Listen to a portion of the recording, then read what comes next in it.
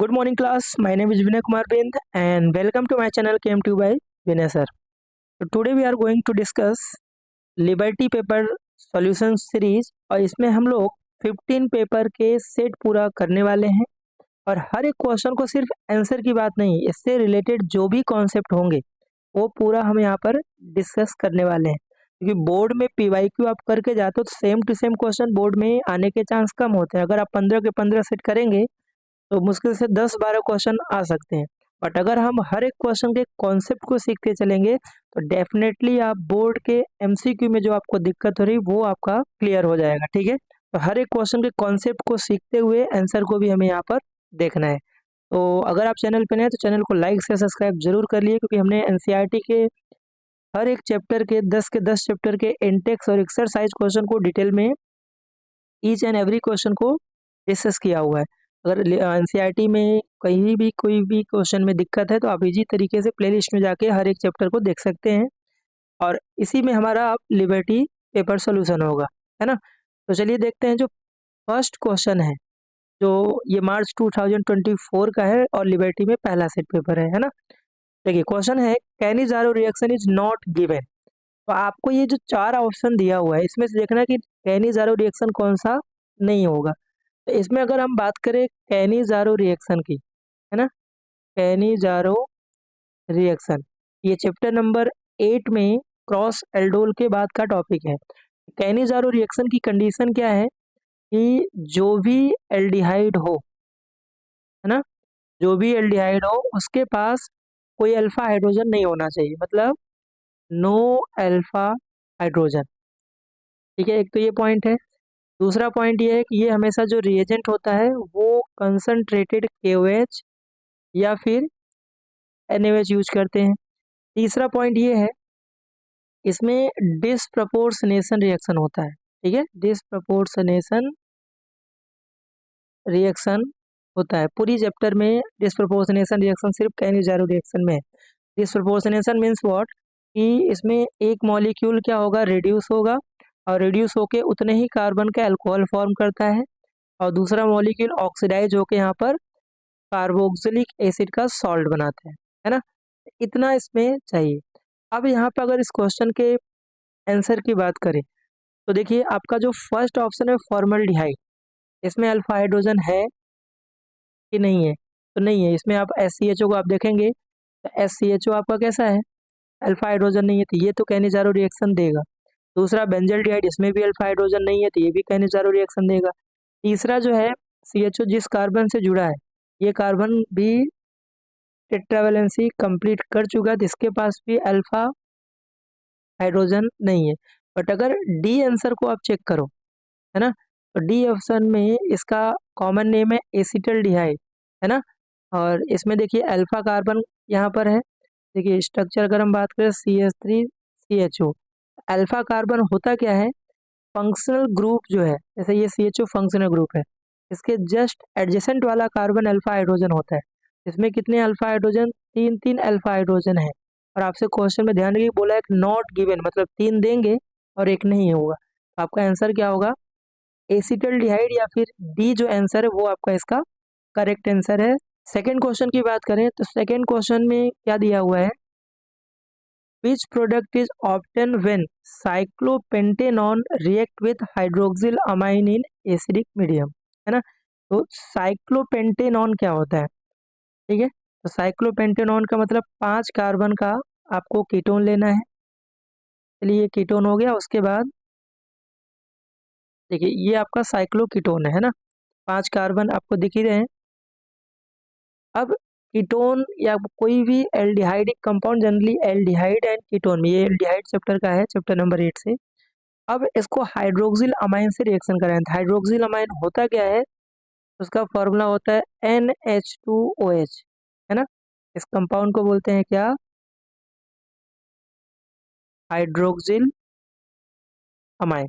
अब hydroxyl amine या फिर 2,4-DNP या फिर आप सिप बेस ले लीजिए, सेमी कार्बोक्सिल्डिहाइड ले लीजिए, कभी भी कार्बोनाइल कंपाउंड से रिएक्शन कराते तो यहाँ सिंपल सा H2O आपको निकालना है। H2O हाइड्रोक्सिल अमाइन से H2 निकालिए और कार्बोनाइल से ऑक्सीजन निकालिए और दोनों को जोड़ के यहाँ पर प्रोडक्ट आप फॉर्म करेंगे। प्रोडक्ट क्या होगा, जो कार्बन का रिंग है वो तो सेम होगा, और यहाँ से ये डबल बॉन्ड और ये NOH बनेगा, है ना। तो ये जो कंपाउंड होता है उसको बोलते हैं ऑक्सीन। ठीक है, कार्बोनाइल कंपाउंड एल्डिहाइड या कीटोन को अगर हाइड्रोक्सिल अमाइन से रिएक्शन कराएंगे तो जो प्रोडक्ट फॉर्म होता है उसको बोलते हैं ऑक्सीन। अब अगर आप ध्यान से देखो, ऑक्सीन सिर्फ फर्स्ट ऑप्शन में ऑक्सीन लिखा हुआ है ना। ऑक्सीन, मान लो इसका IUPAC नेम नहीं भी आ रहा है आपको, तो भी ऑक्सीन आपको दिख रहा है, बाकी किसी में ऑक्सीन नहीं है।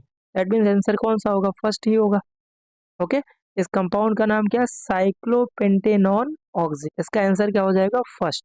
ओके, तो एक चीज क्लियर हुआ, कोई भी कार्बोनाइल कंपाउंड को हाइड्रोक्सिल अमाइन से रिएक्शन कराएंगे तो 100% ऑक्सीजन कंपाउंड ही बनेगा।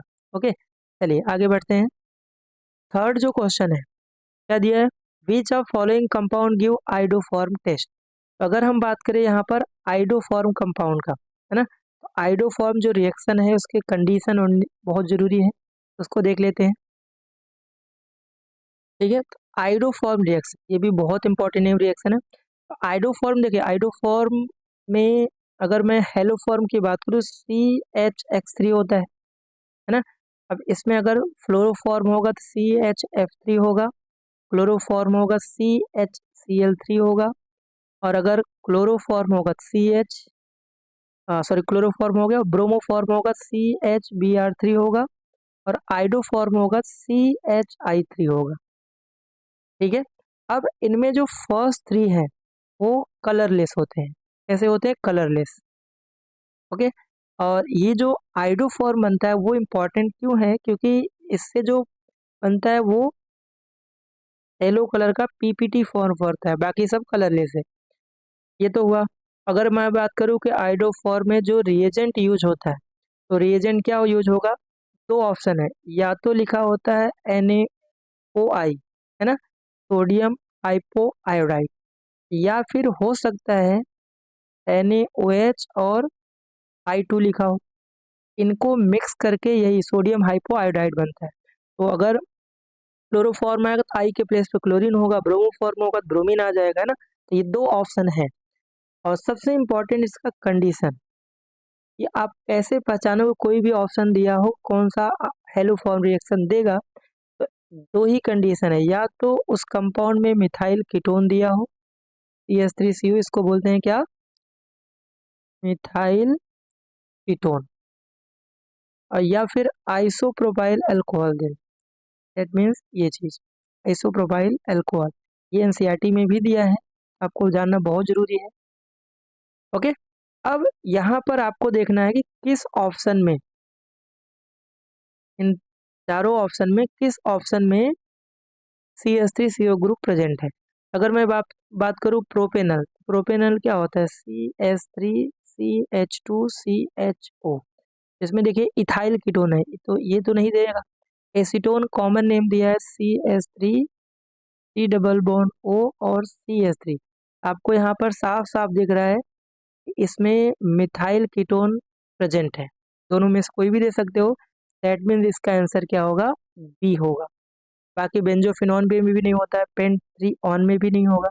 अगर मैं पेंट 3 ऑन का स्ट्रक्चर बनाऊं तो आपको पता है कि 3 कार्बन होगा, है ना, तीसरे कार्बन पे कीटोन होगा, इसमें भी नहीं है। बेंजोफिनॉन जो होता है, 2 बेंजीन रिंग होते हैं इस तरह से, है ना, और CO अटैच्ड होता है, इसमें भी आपका मिथाइल कीटोन नहीं है, तो फाइनल आंसर B बनेगा। ओके, नेक्स्ट जो फोर्थ क्वेश्चन है, ये आपका एसिडिक स्ट्रेंथ एल्डिहाइड से ही है। Which of following compound had highest Ka value.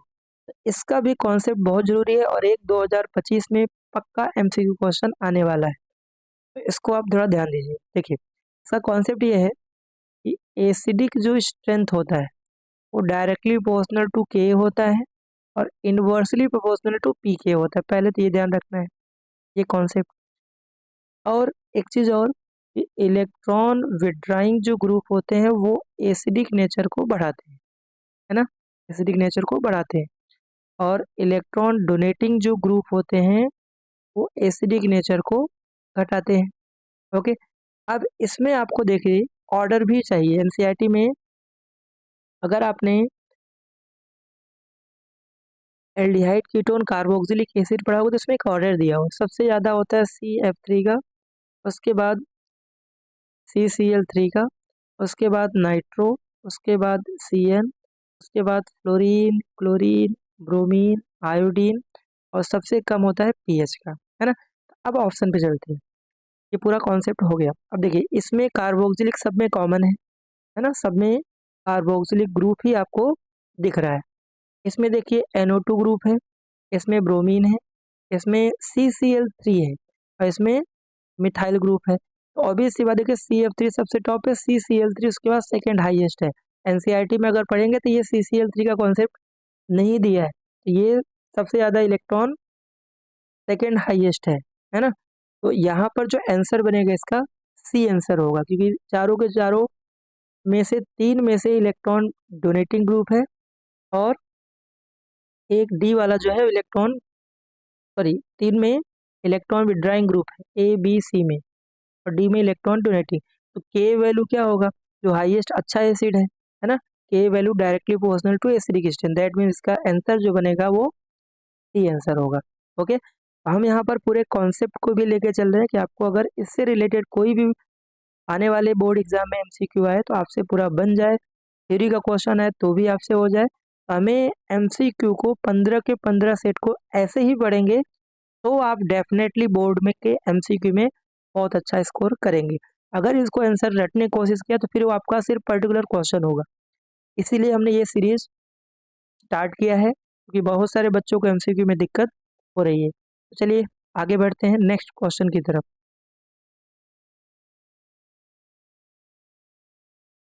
ठीक है, तो चलिए देखते हैं नेक्स्ट जो क्वेश्चन है 5वां। वो क्या दिया है, which product is obtain on heating sodium acetate with soda lime. तो अगर आपने डीकार्बोक्सिलेशन रिएक्शन पढ़ा होगा, इसमें क्या होता है, sodium salt of carboxylic acid को सोडा माई से रिएक्शन कराते हैं। तो पहले इसके एक एग्जांपल लेता हूँ तो आंसर आपको फटाफट आ जाएगा। तो कोई भी कार्बोक्सिलिक एसिड का सॉल्ट ले लीजिए, है ना, सोडियम का लिया। सोडा लाइम का मतलब क्या होता है, NaOH और CaO, इसी के मिक्सचर को जब 3:1 में होता है, NaOH और क्विक लाइम CaO, इसी मिक्सचर को बोलते हैं सोडा लाइम। तो हो सकता है इस बार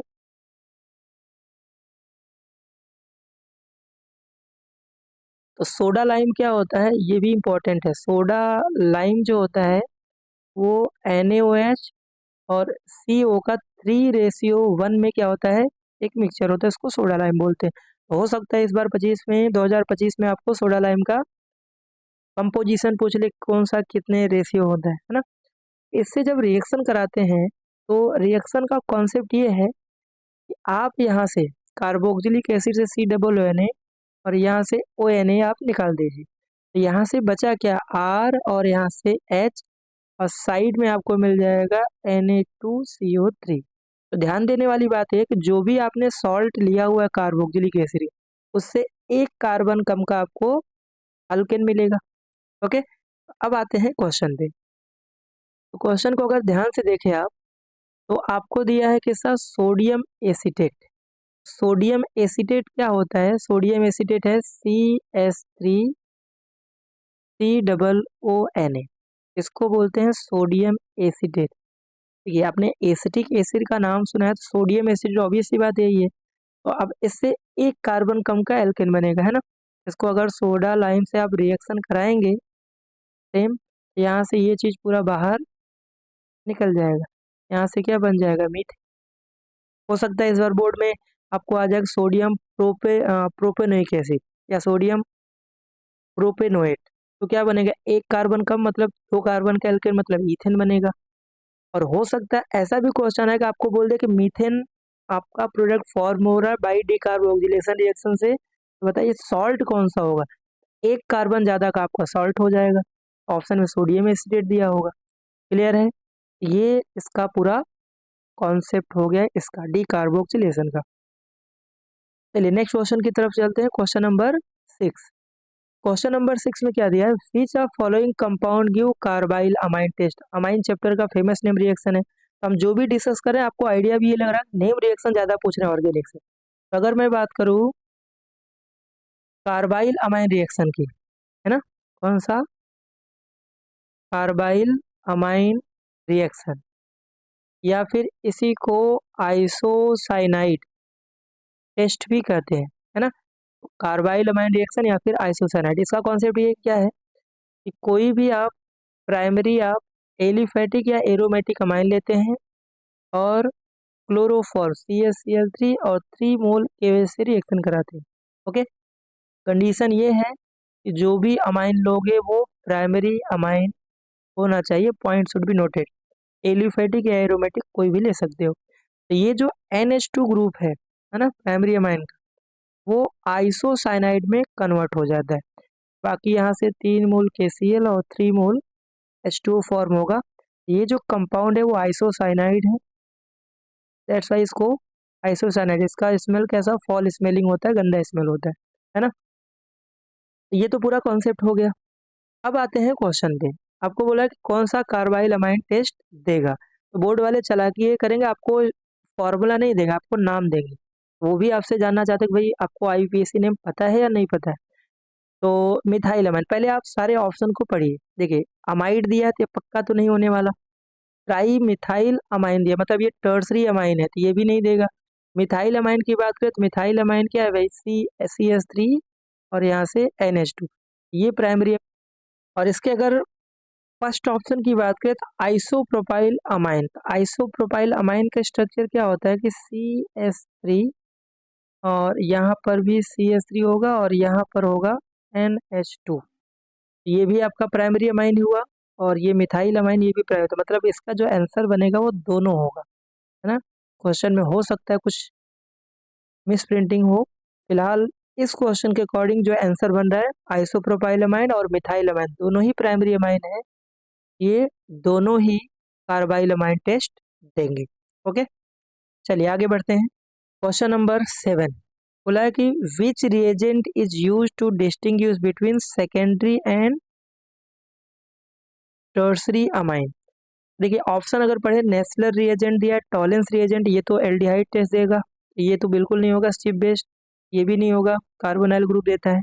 नेस्लर रिया, आप अगर ध्यान से देखो हिंसबर्ग रिएजेंट, तो अगर मैं बात करूँ 7वें क्वेश्चन की, तो हिंसबर्ग जो रिएजेंट होता है, हिंसबर्ग रिएजेंट, इसके बारे में थोड़ा डिटेल में डिस्कस करते हैं। हिंसबर्ग रिएजेंट बोलते किसको, पहले ये इंपॉर्टेंट है। हिंसबर्ग रिएजेंट बोलते हैं बेंजीन सल्फोनाइल क्लोराइड को। बेंजीन सल्फोनाइल क्लोराइड का स्ट्रक्चर कुछ इस तरह से होता है, इसका नाम है बेंजीन सल्फोनाइल क्लोराइड, है ना। तो इसमें अगर आप ध्यान से पढ़ें तो प्राइमरी अमाइन को अगर हिंसबर्ग रिएजेंट से रिएक्शन कराएंगे तो वहाँ से आपका एक कंपाउंड बनाएगा, ठीक है, बेंजीन सल्फोनाइल सल्फोनाइल सल्फेनामाइड बनाएगा आपको, जो कि आपका क्या होगा, प्रेसिपिटेट फॉर्म करता है और वो होगा soluble in alkali. That means वो आपका कैसा होगा, प्राइमरी अमाइन होगा। और सेकेंडरी अमाइन को अगर हिंसबर्ग रिएजेंट कराएंगे तो वहाँ से प्रेसिपिटेट बनाएगा, बट वो क्या होगा, इनसॉल्यूबल इन अल्कली होगा। और टर्सरी अमाइन जो है वो हिंसबर्ग रिएजेंट से कोई रिएक्शन नहीं करता क्योंकि इसमें एसिडिक हाइड्रोजन नहीं होता है। तो यहाँ से हम हिंसबर्ग से डिटेक्ट कर सकते हैं, तो इसका जो फाइनल आंसर बनेगा वो होगा C। ओके,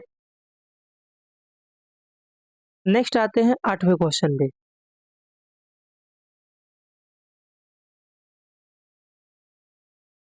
आठवां जो क्वेश्चन दिया है, 8th क्वेश्चन, है ना, बोला है कि which order for solubility of water in following compound in correct. तो अगर आपने अमाइन पढ़ा होगा तो इसमें कुछ एक्सेप्शनल केस थे, इथाइल सब्स्टिट्यूटेड और मिथाइल सब्स्टिट्यूटेड अमाइन। अगर मैं बात करूँ इथाइल सब्स्टिट्यूटेड अमाइन का, है ना, तो उसमें याद अगर होगा सबसे ज़्यादा सेकेंडरी होता है ना, फिर प्राइमरी होता है, उसके बाद तो अगर आपने अमाइन चैप्टर पढ़ा होगा तो वहाँ पर इथाइल सब्स्टिट्यूटेड अमाइन, ठीक है, अमाइन का एक ऑर्डर दिया और मिथाइल का भी दिया है। इथाइल सब्स्टिट्यूटेड में सबसे ज़्यादा सेकेंडरी अमाइन था, फिर प्राइमरी था, फिर टर्सरी था। और अगर वहीं पर मिथाइल सब्स्टिट्यूट होता था, सबसे ज़्यादा सेकेंडरी, फिर टर्सरी, फिर प्राइमरी, और उसके बाद सबसे पीछे अमोनिया हुआ करता था, है ना। ऐसा आपने ऑर्डर पढ़ा होगा। अगर मैं ऑप्शन में देखूँ तो यहाँ पर देखिए इथाइल है, प्राइमरी सेकेंडरी, और उसके बाद एरोमेटिक अमाइन। तो नो डाउट एरोमेटिक मतलब दैट मीन्स एनिलीन की अगर मैं बात करूँ, यहाँ पर रेजोनेंस कारण सबसे लेस बेसिक होगा, है ना। तो secondary amine primary ethyl amine सबसे ज़्यादा होगा। हालांकि इसका आंसर लिबर्टी में चेक करेंगे तो डी दिया है, बट इसमें इसका जो आंसर होना चाहिए वो आपका होगा फर्स्ट। ओके, क्योंकि ये सेकेंडरी अमाइन है, ये प्राइमरी अमाइन है, और ये जो है आपका एनिलीन है, तो ये थर्ड आने वाला है ना। लिबर्टी में इसका आंसर डी दिया है, बट इसका आंसर अकॉर्डिंग टू एनसीईआरटी ए होना चाहिए, ठीक है, और यही आंसर होगा।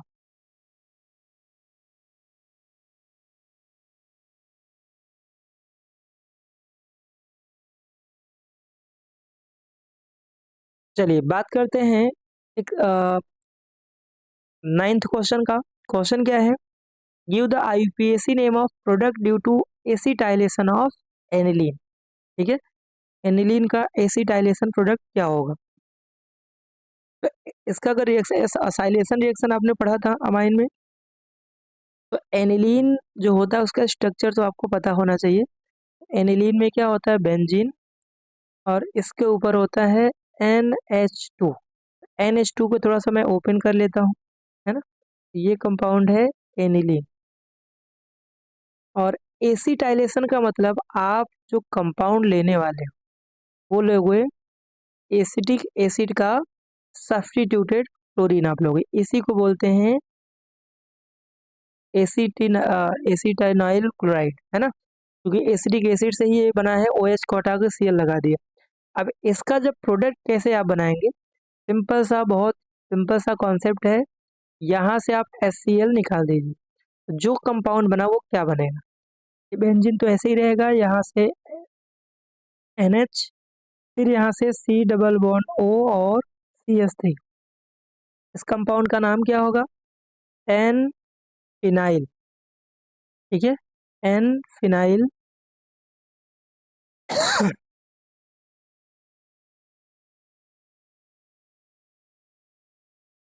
इस कंपाउंड का नाम क्या होगा, देखिए यहाँ पर एन पे फिनाइल है, तो एन फिनाइल और इथेनामाइड, इथेनामाइड, ये इसका आईयूपीएसी नेम है। तो कॉन्सेप्ट ये समझ में आए, कोई भी आप प्राइमरी या सेकेंडरी अमाइन लेंगे, हालांकि ये प्राइमरी अमाइन है, और उसको अगर एसिटाइलेशन कराएंगे, मतलब एसिटिक एसिड का ही क्लोराइड लेंगे, तो वहाँ से आपका अमाइड ही बनाएगा, और वो डिपेंड करता है कि आपने अमाइन क्या लिया। तो इसका आंसर क्या हो जाएगा, फाइनल जो आंसर बनेगा वो बनेगा आपका B answer, correct answer. Okay. 10 question की अगर मैं बात करूं, तो 10 क्वेश्चन कई बार ये बोर्ड में रिपीट किया हुआ है कि which product is not obtain, थोड़ा ध्यान रखिएगा, नॉट ऑब्टेन लिखा है बाई सेंडमेयर रिएक्शन। तो सेंडमेयर रिएक्शन का पूरा कॉन्सेप्ट आप देख लीजिए, में जो 10वां क्वेश्चन है, सेंडमेयर रिएक्शन में होता क्या है कि कोई भी आप बेंजीन डायजोनियम क्लोराइड, इसको रिएक्शन देखिए, तीन तीन यहाँ पर ऑप्शन है। अगर आपने इसको क्यूप्रस क्लोराइड और HCl लिया, तो यहाँ से जो प्रोडक्ट बनाएगा दैट इज क्लोरोबेंजीन, और प्लस यहाँ से नाइट्रोजन गैस।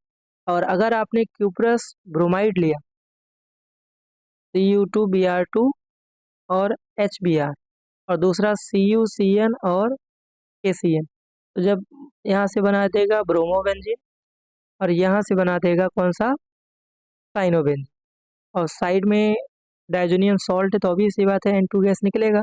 तो क्लोरोबेंजीन, ब्रोमोबेंजीन, साइनोबेंजीन हम बना सकते हैं, but fluorobenzene and iodobenzene Sandmeyer का प्रोडक्ट नहीं है, वो जनरल प्रॉपर्टी से हम डाइजोनियम सॉल्ट के बनाते हैं। इसका जो फाइनल आंसर बन रहा है वो कौन सा होगा आप बताइए। इसमें जो आंसर होगा देखिए आइडोबेंजीन, ये नहीं बना सकते, बाकी तीनों बना सकते हैं। ओके, तो ये सैंडमेयर रिएक्शन इंपॉर्टेंट है, ये आपके एमसीक्यू या फिर थ्योरी पार्ट में भी आ सकता है। ये भी सब नेम रिएक्शन ही है। और अगर आपको आईएमपी क्वेश्चन चाहिए तो Telegram channel chem to by Vinay sir से हर एक चैप्टर के नोट्स, हर एक चैप्टर के आईएमपी, पूरे पीवाईक्यू आपको सब मिलेंगे हर सब्जेक्ट के। तो टेलीग्राम चैनल से आप डाउनलोड कर सकते हैं। ओके, क्वेश्चन नंबर 11 की अगर बात की जाए, 11 क्वेश्चन यहाँ पर क्या है देखते हैं। क्वेश्चन बोला कि which amide give propanamine by Hofmann bromide reaction. तो आपने अगर एग्जाम्पल किया होगा ढंग से अमाइन चैप्टर का, तो उसमें ये क्वेश्चन सेम टू सेम है। तो अगर मैं बात करूँ half man bromide degradation reaction का, उसमें होता क्या है, तो कोई भी आप अमाइड ले लीजिए, एलिफेटिक या एरोमेटिक, इसको ब्रोमीन के साथ रिएक्शन कराते हैं और 4 मोल होता है NaOH। इसके साथ जब रिएक्शन कराते हैं तो आपको करना कुछ नहीं है, बस ये जो CO ग्रुप है ये यहाँ से निकल जाएगा। मतलब जितने कार्बन का अमाइड है उससे एक कार्बन कम का अमाइन बनेगा। फिलहाल यहाँ से क्या बनेगा, RNH2। तो देखिए सोडियम यहाँ से 2 मोल NaBr बनाएगा और प्लस यहाँ से Na2CO3। ओके, और प्लस यहाँ से 2 मोल H2O। तो ये आपका प्राइमरी अमाइन फॉर्म करेगा। तो देखिए आप ध्यान देने वाली बात यह है कि जितने कार्बन का अमाइड आपने लिया उससे एक कार्बन कम का अमाइन फॉर्म हो रहा है। तो आप खुद सोचिए, अगर आपको प्रोपेनामाइन दिया हुआ है तो एक कार्बन ज़्यादा का आपको अमाइड लेना होगा, दैट मीन्स ब्यूटेनामाइड। तो आंसर क्या बन जाएगा, फर्स्ट आंसर। ऐसा हो सकता है इस बार आपको ब्यूटेनामाइड दे दे और हाफ एंड ब्रोमाइड रिएक्शन से क्या प्रोडक्ट बनेगा, प्रोपेनामाइड। हो सकता है आपको इथेनामाइड दिया हो, आपको प्रोडक्ट पूछे क्या बनेगा, इथेनामाइन बन जाएगा। क्लियर है, तो एक कार्बन कम का अमाइन बनेगा। इथेनामाइड दे रहा है तो मीथेनामाइन बनेगा। ओके, तो ये ध्यान रखिए, हो सकता है यहाँ से कुछ क्वेश्चन आपको बन जाए। तो ये हो गए अमाइन के। अब हम बात करते हैं बायोमोलिक्यूल के जो क्वेश्चन दिए।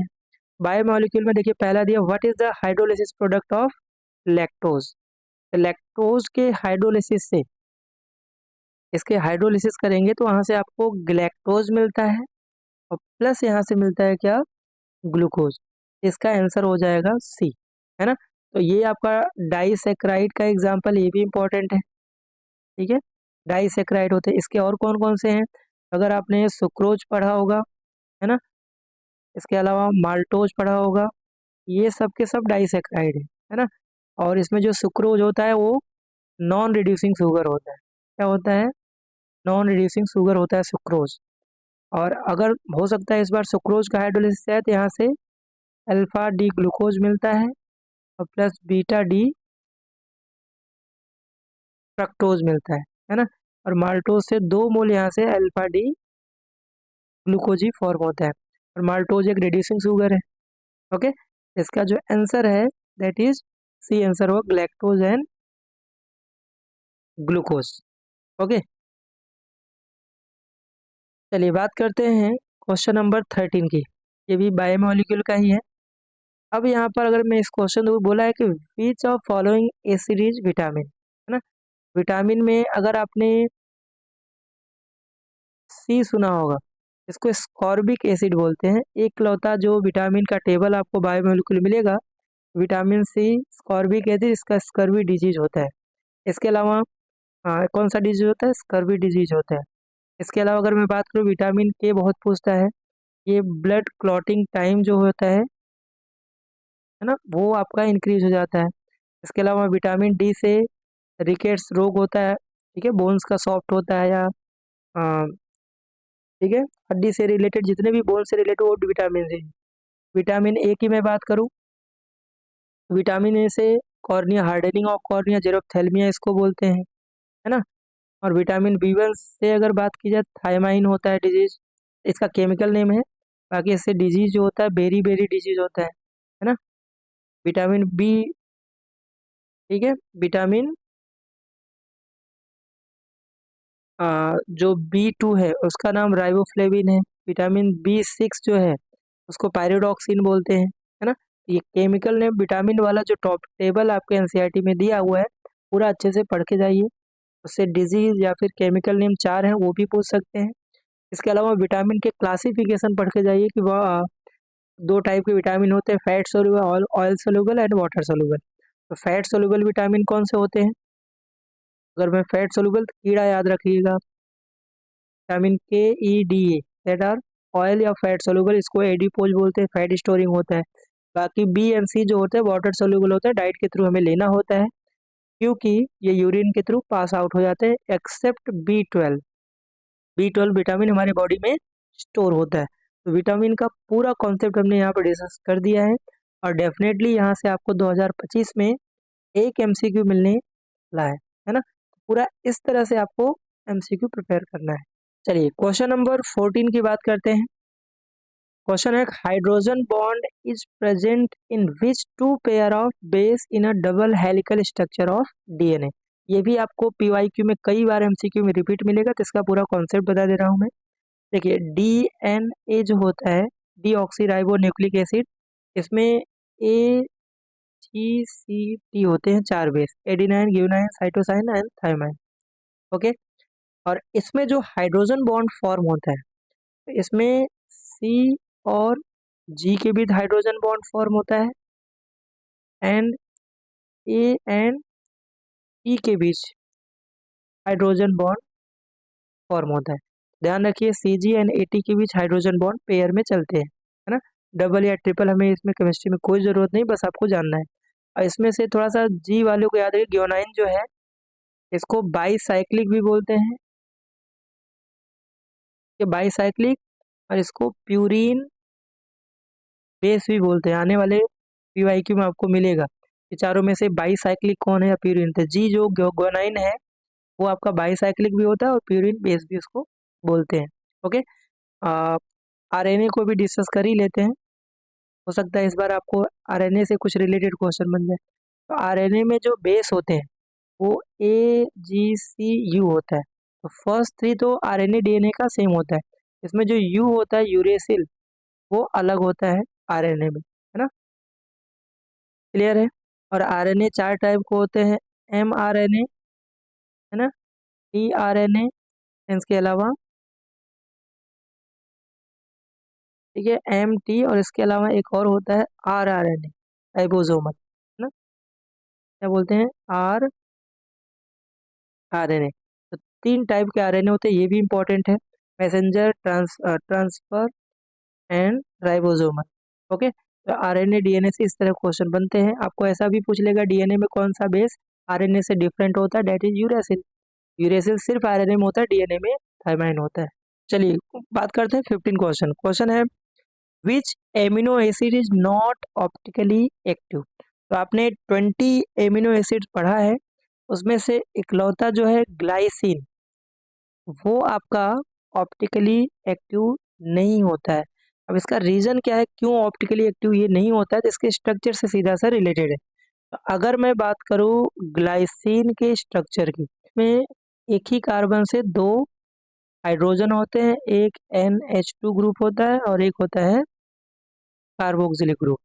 तो जिस एमिनो एसिड में कायरल कार्बन नहीं होगा, ठीक है, क्या मैं बात कर रहा हूँ कायरल कार्बन की, तो कायरल कार्बन होते क्या हैं कि गिवन कार्बन से अगर चारों एटम डिफरेंट डिफरेंट है तो उसको हम बोलते हैं कायरल कार्बन।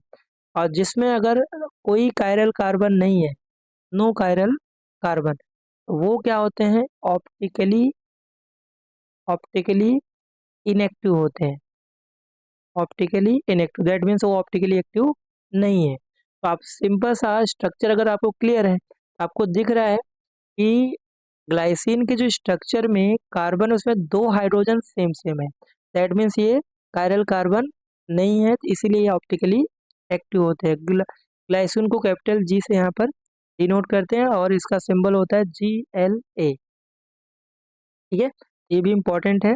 बाकी सब के सब क्या होते हैं ऑप्टिकली एक्टिव होते हैं। आप एनसीईआरटी में पढ़ेंगे तो आपको ये लाइन मिल जाएगा, ग्लाइसिन को थोड़ा ध्यान रखिएगा। ओके, नेक्स्ट बात करें क्वेश्चन नंबर 16। क्वेश्चन नंबर 16 क्या दिया है, which one of following is solid solution. तो अब आते हैं सोल्यूशन चैप्टर पार्ट 1 में, है ना। आप ध्यान से देखिए क्वेश्चन नंबर 16। तो आपने सॉलिड सॉल्यूशन में जो सॉल्वेंट होता है वो क्या होता है, वो होगा सॉलिड ही होगा, है ना। और सिंपल सा आप एग्जांपल पढ़िए सॉलिड सॉल्यूशन में सॉल्वेंट। अगर मैं बात करूँ, देखिए फर्स्ट आंसर जो गोल्ड है, बाकी वाटर गैस वाटर तो ऑब्वियस सी बात आपको नहीं भी पता, सिंपल से इतना पता है कि सॉलिड सॉल्यूशन में कौन सा है, तो आपको गोल्ड एंड कॉपर इसका फर्स्ट आंसर हो जाएगा। सॉलिड सॉल्यूशन में भी तीन टाइप होते हैं, है ना। गैस का सॉलिड में, सॉलिड का सॉलिड में एंड लिक्विड का सॉलिड में, वो फिर डिफिकल्ट हो जाता है। ओके, अगर मैं बात करूँ गैस का सॉलिड में, उसका एक ही आंसर है हाइड्रोजनेशन। अगर पढ़ा होगा हाइड्रोजन और कोई भी कैटलिस्ट आप ले लीजिए, ठीक है, पीडी इस तरह का। अगर मैं बात करूँ लिक्विड का सॉलिड में, किसी भी मेटल का अमलगम, जैसे जिंक अमलगम, आयरन अमलगम, है ना। इसमें मरकरी जो है लिक्विड स्टेट में है, बाकी वो मेटल है, तो ये सॉल्यूट हो गया, सॉल्वेंट होगा। अगर मैं सॉलिड का सॉलिड की बात करूँ तो जितने भी एलॉय हैं, brass bronze gold and copper, ये सब सॉलिड सॉलिड में आ जाएंगे। अगर इसमें से मेंशन करेगा तो वो थोड़ा सा आपको याद करने की जरूरत पड़ेगी। ओके, चलिए क्वेश्चन नंबर 17 पे आते हैं। ये आपका इंटेक्स का पहला ही क्वेश्चन है सॉल्यूशन चैप्टर का। आपको दिया है which if 22 gram of benzene, है ना, 22 gram of benzene dissolve in 122 gram of carbon tetra, that means ये ध्यान रखिएगा ये सॉल्वेंट है, और जो 22 ग्राम दिया है वो है सॉल्यूट। तो ऐसा नहीं फटाफट 22 डिवाइड में 122 इंटू 100 करेंगे, तो परसेंटेज डब्ल्यू बाई डब्ल्यू आप कैसे निकालते हो, है ना। परसेंटेज डब्ल्यू बाई, क्योंकि मास परसेंटेज निकालना है, तो यहाँ पर होता है वेट ऑफ सॉल्यूट, है ना, डिवाइड बाई क्या होता है weight of solution into 100। Weight of solute दिया है 22 ग्राम, सॉल्यूशन डायरेक्ट नहीं दिया, दोनों को आपको प्लस करना होगा, 22 प्लस 122। अब ये सॉल्यूशन बना इंटू 100, यहाँ से आपका जो आंसर बन के आएगा वो क्या आएगा, 15.28%। This is your answer. Okay, तो सिंपल सा मास परसेंटेज क्वेश्चन है, आप गलती यही कर सकते हैं 22/122 जल्दीबाजी तो भी आपको ऑप्शन हो सकता है मिल जाए इसमें। और आंसर जब मिलता है तो आपको ये नहीं देखते हो गलत कर रहे हो या सही, सीधा सा आंसर वही आप टिक कर देते हो बोर्ड में, क्योंकि टाइम कम होता है, क्वेश्चन ज़्यादा है, तो टाइम मैनेजमेंट भी इम्पोर्टेंट है इसमें। ओके, चलिए बात करते हैं 18 क्वेश्चन का। ये सोल्यूशन चैप्टर से है और अच्छा क्वेश्चन है, ये कंपटीशन में भी, नीट में भी, गुस्केट में भी, बोर्ड में भी सेम टू सेम क्वेश्चन आ चुका है।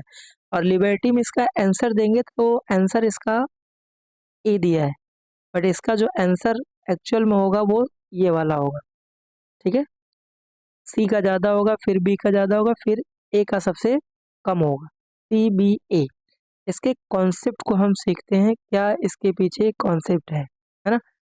अब यहाँ पे देखिए तीन सॉल्यूशन दिया हुआ है, ए का कंसंट्रेशन कितना 0.1 मोलर, बी का कंसंट्रेशन 0.01 मोलर और सी का कंसंट्रेशन 0.01 मोलर।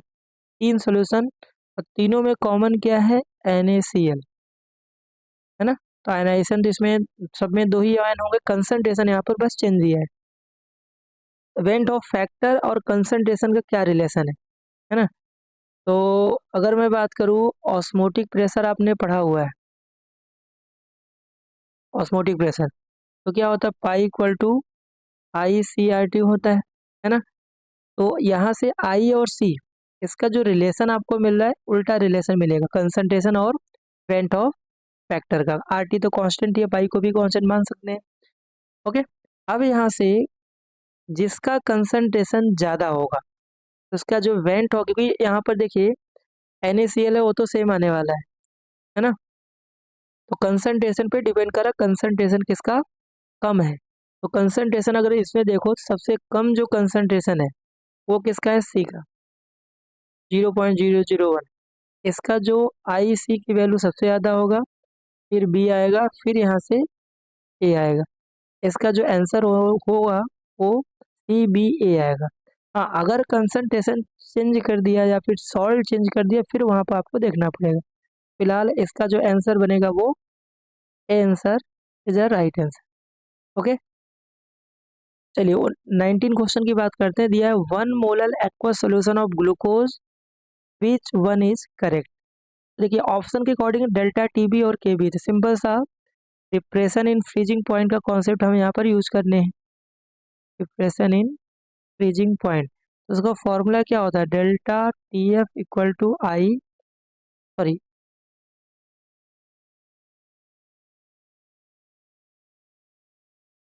तो इस क्वेश्चन में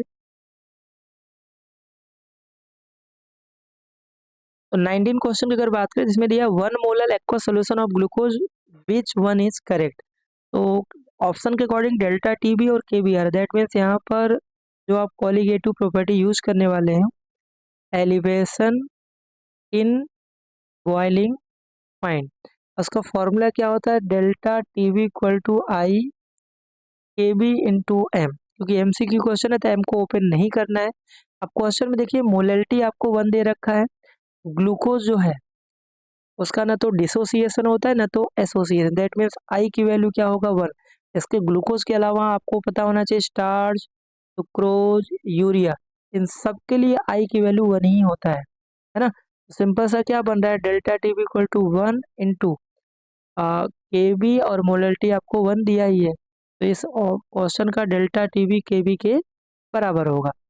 इसका जो आंसर बन के आ रहा है वो आपका T answer is a right answer. अब हो सकता है इस बार आपको कंसंट्रेशन चेंज कर दे, मोलैलिटी 3 सॉल्ट का अलग अलग दे दे, फिर वहां पर आपको करना होगा। अगर मोलैलिटी मान लीजिए 2 कर दिया, ठीक है, मोलैलिटी अगर मान लीजिए इसी क्वेश्चन में मोलैलिटी 2 दे दिया, 1 के प्लेस पे 2, तो बताइए क्या आंसर बनेगा इसमें। तो और ग्लूकोज ही दिया, तो अगर मैं उसमें रखूँ तो delta T B equal to क्या आएगा, आई की वैल्यू तो 1 ही होगा, के बी इंटू 2 हो जाएगा, क्योंकि मोलैलिटी मान लो अगर 2 दिया होता तो यहाँ पर इस क्वेश्चन में डेल्टा टी बी की वैल्यू के बी से ज़्यादा हो जाती। ठीक है, तो इस तरह का प्रिपरेशन आपको एमसीक्यू करना है, आपको हर एक क्वेश्चन को सोचना है। तो मान लीजिए इसमें कुछ वेरिएशन किया तो आपका आंसर क्या बनेगा। इस कॉन्सेप्ट से अगर एमसीक्यू पीवाईक्यू सॉल्व कर रहे हो, डेफिनेटली आप 40 प्लस कर सकते हैं। ओके, चलिए नेक्स्ट नेक्स्ट जो क्वेश्चन है क्वेश्चन नंबर 20 है ना। 20 क्वेश्चन में क्या दिया है इसमें, which one is example of ideal solution from following. ध्यान रखिए आइडियल सोल्यूशन या नॉन आइडियल या फिर पॉजिटिव डेविएशन, नेगेटिव डेविएशन, इनके एक एग्जाम्पल तो लगभग चांस से आते ही हैं। ओके, और अगर आपने कन्फ्यूजन है तो सिर्फ आइडियल का याद कर लीजिए, जो आपको नहीं आएगा वो समझ जाइएगा नॉन आइडियल है। अगर मैं आइडियल की बात करूं तो इसका जो आंसर बनेगा वो तो ठीक है, बेंजीन एंड टॉल्यूइन। इसके अलावा और भी क्या हो सकता है, जैसे क्लोरोईथेन, ब्रोमोईथेन, ठीक है, ब्रोमोईथेन, जो पढ़ने में एक जैसे लगे। मैं बात करूं अगर N heptane and N hexane, पढ़ने में एक जैसे लग रहा है, समझ जाना वो आइडियल सॉल्यूशन के ही एग्जांपल है। ओके, तो ये थोड़ा सा आप ध्यान रखिए कि इसका जो आंसर है एनसीईआरटी में जितने भी दिए आइडियल नॉन आइडियल, तो आइडियल को आप याद कर लीजिए, नॉन जो नहीं आएगा वो नॉन आइडियल होगा। ओके, या फिर पॉजिटिव का याद कर लीजिए, जो नहीं आएगा वो नेगेटिव डेविएशन होगा। इस क्वेश्चन के अकॉर्डिंग आपको सीख ये मिल रहा है कि chloroform acetone non ideal example है, इथेनॉल एसीटोन नॉन आइडियल है, वाटर इथेनॉल नॉन आइडियल है, एसिड और वाटर नॉन आइडियल है। तो इस लेवल से आपको इसको प्रिपेयर करना है। चलिए बात करते हैं क्वेश्चन नंबर 21 का। बोला है कि unripe mango placed in a concentrated salt solution to prepare pickles shrivel because. ठीक है, अब यहाँ पर आते हैं, ये बोल रहा है कि अगर आपके पास कोई सॉल्यूशन है, वो भी सॉल्ट सॉल्यूशन है, कंसंट्रेटेड सॉल्ट है, नमक आप ले सकते हैं, है ना। अब इसमें कोई बोला है कि अगर भाई इसमें मैंगो आपने रखा, है ना, चलिए मैंगो थोड़ा सा बना लेते हैं, ये आपने मैंगो रखा, ये बोल रहा है कि ये श्रिंक हो रहा है, श्रिवेल दैट मीन्स क्या, श्रिंक हो रहा है। तो ऑब्वियस सी बात है कि इसके अंदर से, श्रिवेल का मतलब क्या, इसके अंदर से जो है वो सॉल्वेंट जो है, सॉल्वेंट मतलब वाटर, वो क्या हो रहा है, फ्लो होगा, तभी तो श्रिंक होगा। जैसे गुब्बारे में हवा भरा हुआ है, वो श्रिंक कब होगा, जब उसके अंदर से हवा बाहर की तरफ जाएगा, है ना। इसी तरह से श्रीवेल जो जो मैंगो है उसमें जो वाटर है वो सॉल्यूशन की तरफ जा रहा है, दैट मीन्स अंदर जो है वाटर का कंसंट्रेशन ज़्यादा है और जो कंसंट्रेटेड सॉल्यूशन में वाटर कम है, तो फ्लो ऑफ सॉल्वेंट किधर से किधर होता है, बहुत सारे डेफिनेशंस हैं, है ना। Lower concentration to higher concentration, concentration मतलब amount of solute present in solution. Obvious सी बात है, देखिए यहाँ पर ऑप्शन के अकॉर्डिंग चले, यहाँ पर लूज ऑफ वाटर होगा। अब लूज ऑफ वाटर अगर देखो तो बी में भी आ रहा है और डी में भी आ रहा है, पर ध्यान देने वाली बात यह है कि बी जो है वहाँ पर रिवर्स ऑस्मोसिस हुआ है, बट यहाँ पर कौन सा होगा भाई, ऑस्मोसिस। आंसर कौन सा बन जाएगा इसका, फाइनल जो आंसर बनेगा वो बनेगा डी। ठीक है, it lose water due to osmosis. Okay, तो ये इजी क्वेश्चन है, बहुत हार्ड क्वेश्चन नहीं है, कॉन्सेप्ट क्लियर है तो आपसे बन जाएगा। 22 क्वेश्चन की बात करें, electrochemical series can behave like electrolytic cell. ठीक है, ऑब्वियस सी बात है, एक्सटर्नल जब ई सेल से ज़्यादा होगा तो हमेशा जो इलेक्ट्रोकेमिकल सेल है इलेक्ट्रोलाइटिक सेल की तरह काम करेगा। हो सकता है यहाँ पर 1.1 वोल्ट दे दे, कि जिंक एंड कॉपर में जो आता है 1.1 वोल्ट होता है। तो थोड़ा सा इसके कॉन्सेप्ट को और मैं बता देता हूँ, पर रिकॉल कर लेते हैं। देखिए 3 केस आते हैं, अगर ई एक्सटर्नल लेस देन 1.1 वोल्ट हो या फिर जैसे इसमें लिखा हो ई सेल, तो एनोड और कैथोड की हम बात करें, इसमें इलेक्ट्रॉन का फ्लो एनोड से कैथोड की तरफ, मतलब जिंक रॉड से कॉपर रॉड की तरफ, और करंट का जस्ट अपोजिट फ्लो होगा। जिंक पे क्या होगा, डिजोल्व होगा, मतलब यहाँ पर ऑक्सीडेशन होगा, और कैथोड जो है वहाँ पर रिडक्शन होगा, मतलब डिपोजिट हो गए। ये पहला केस हुआ, है ना, एक्सटर्नल अगर 1.1 वोल्ट से कम हो। तो हो सकता है इस बार आपको एक्सटर्नल की वैल्यू दे दे भाई 1.0 वोल्ट है, तो केस तो वही बना ना, या फिर बोल दे 0.9 वोल्ट है, 1.1 वोल्ट से कम है, मतलब आपसे यही पूछ रहा है। दूसरा जो क्वेश्चन बनता है कि अगर ई एक्सटर्नल इक्वल टू 1.1 वोल्ट हो जाए, दैट मीन्स ई सेल के बराबर, यहाँ पर कुछ नहीं होगा, no reaction, no current, no electron का फ्लो। और तीसरा जो केस बन के आएगा वो जो आपको क्वेश्चन में पूछा हुआ है, भाई अगर ई एक्सटर्नल ग्रेटर देन 1.1 वोल्ट हो जाए या फिर ई सेल हो जाए, तो सारा कहानी यहाँ पर उल्टा हो जाएगा। इलेक्ट्रॉन का फ्लो कैथोड से एनोड की तरफ, करंट का फ्लो एनोड से इसकी तरफ, कॉपर जो होगा वो डिजॉल्व होगा, और जिंक जो है वो डिपॉजिट होगा। ठीक है, ये पूरा कॉन्सेप्ट हुआ, इसको भी आप ध्यान देके जाइए, यहाँ से क्वेश्चन बनते हैं तो आपको दिक्कत ना आए, इसलिए ये पूरा कॉन्सेप्ट देख के जाइए। 23 क्वेश्चन की बात, ये आपका एग्जाम्पल ही है टेक्स्ट बुक का। Standard electrode potential Daniell cell 1.1 volt दिया है, व्हाट इज द स्टैंडर्ड। यहाँ पर साफ साफ दिख रहा है कि एन की वैल्यू जो आएगा वो 2 आएगा। एक फॉर्मूला गिब्स एनर्जी का आपने पढ़ा होगा, minus N F E not cell. तो सिंपल सा कैलकुलेशन करना है, -2, 1 फैराड की वैल्यू 96500, और ई नॉट सेल आपको दिया हुआ है। इसका जो आंसर आएगा, है ना, किलो जूल में, ये सी आंसर होगा इसका राइट आंसर। ओके, इसको सॉल्व करेंगे तो 212.27 किलो जूल पर जूल में आएगा, इसको किलो जूल में करेंगे 1000 से आप डिवाइड करेंगे। ओके, तो ऐसे क्वेश्चन आपने बोर्ड में जा रहे हो तो एग्जाम्पल क्लियर है तो आपको इस सॉल्व भी नहीं करना, सीधा सा आंसर आप टिक करके आ जाओगे। क्वेश्चन नंबर 24, इसकी अगर मैं बात करूँ 24 का, तो अगर आपने एक्सरसाइज का 12, 13, 14 क्वेश्चन किए हो तो ऐसे क्वेश्चन में दिक्कत तो बिल्कुल नहीं आनी चाहिए, है ना। अब यहाँ पर देखिए क्या दिया है, Al2O3। तो अगर मैं यहाँ पर बात करूँ, क्योंकि मेटल का ही पूछा है, हमें कैथोड से मतलब है ना, तो कैथोड पे ही मेटल डिपॉजिट होते थे। एल्युमिनियम पे चार्ज कितना होता है भाई, +3, और Al2 लिखा है मतलब 2 होगा। एक एल्युमिनियम जा रहा है किसमें, 3 इलेक्ट्रॉन रिड्यूस करेंगे तब एल्युमिनियम में जाएगा। यहाँ से 2 मोल है तो यहाँ पर कितना आ जाएगा, 2 का मल्टीप्लाई भी करोगे, दैट मीन्स यहाँ पर 6 mole of charge on 6 mole of electron, that means 6 farad इसका फाइनल आंसर होगा।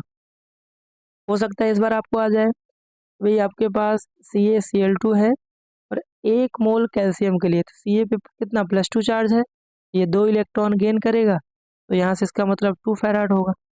अगर आपको Cr2O7 आ जाए डाइक्रोमेट का रिडक्शन, तो यहाँ से आप बताइए कितने फैराड होगा। क्रोमियम Cr+3 में जा रहा है ना, 3 इलेक्ट्रॉन, और पर एटम में यहाँ पर भी 6 फैराड होगा, 6 इलेक्ट्रॉन। Mn की अगर बात की जाए भाई, MnO4 है, तो यहाँ से निकालेंगे, तो यहाँ से भी आप बताइए कितना आंसर इसका बनेगा। ओके, ये इसका आंसर है। आप एक्सरसाइज के 12, 13, 14 बना के जाइए, हाईली चांस है कि यहाँ से एमसीक्यू आपको मिल सकते हैं। चलिए बात करते हैं 25 क्वेश्चन इलेक्ट्रोकेमिस्ट्री से है, बैटरी टॉपिक से है ना। बैटरी से भी जो टॉपिक खासकर ड्राई सेल है, मर्करी सेल है, लीड स्टोरेज सेल है, यहाँ से क्वेश्चन बनते हैं थ्योरी या फिर एमसीक्यू में, ये भी अच्छे से कवर करके जाइए आप। तो बात करते हैं मर्करी सेल। क्वेश्चन है mercury cell which of following act as a cathode. इसमें जो कैथोड की तरह काम करता है वो होता है paste of HgO and carbon. का आंसर तो सी होगा। इसके अलावा हम बात करते हैं मर्करी सेल में एनोड, तो यहाँ पर आपको दिख रहा है कि कैथोड तो ठीक है हो गया, कि पेस्ट जो होता है वो HgO और कार्बन का होता है। अगर मैं बात करूँ एनोड का, तो जिंक अमलगम होता है, मतलब जिंक और मर्करी का अमलगम होता है जो एनोड की तरह काम करता है। अगर मैं बात करूँ पेस्ट का, पेस्ट जो होता है ड्राई मर्करी सेल में KOH और जिंक ऑक्साइड का इसमें पेस्ट यूज होता है। इसका अगर मैं सेल पोटेंशियल की बात करूँ, ठीक है, तो वो होता है 1.35 वोल्ट होता है। तो और बाकी एनोड कैथोड का रिएक्शन थोड़ा ध्यान रखिए, इसमें एनसीईआरटी में तो आपको दिया हुआ है, वो भी आप करके जाइए। ओके, इसके अलावा अगर मैं ड्राई सेल की भी बात कर लेते हैं, क्योंकि वो भी इम्पॉर्टेंट है, तो हो सकता है इस बार आपके बोर्ड में ड्राई सेल से क्वेश्चन बन जाए। लैग्रांजे सेल भी बोलते हैं। इसमें जो एनोड होता है वो जिंक कंटेनर होता है, कैथोड जो होता है ग्रेफाइट होता है ना। इसमें जो पेस्ट यूज करते हैं वो होता है अमोनियम क्लोराइड NH4Cl और NHZnCl2 का यूज करते हैं। इसमें ब्लैक जो पाउडर यूज होता है वो MnO2 प्लस कार्बन का होता है। इसका जो सेल पोटेंशियल होता है 1.5 वोल्ट होता है। तो ड्राई सेल से रिलेटेड इतने एमसीक्यू क्वेश्चन यहाँ से बन सकते हैं। ओके, चलिए बात करते हैं क्वेश्चन नंबर 26 का। तो 26 में देखिए यहाँ पर ये भी एग्जाम्पल ही है, एक इलेक्ट्रोकेमिस्ट्री का जस्ट एग्जाम्पल ही है। अगर आपने सिंपल सा देखा HAC, इसका सिंबल क्या होगा, अगर मैं इसका सिंबल लिखूं तो ये एसिटिक एसिड ही लिखा हुआ है, H मतलब है, और ये एसिटेट आयन को AC से डिनोट किया है। इसका अगर आपको डायरेक्ट याद है तो 390.5 होता है, सीधा सा सॉल्व भी नहीं करना है।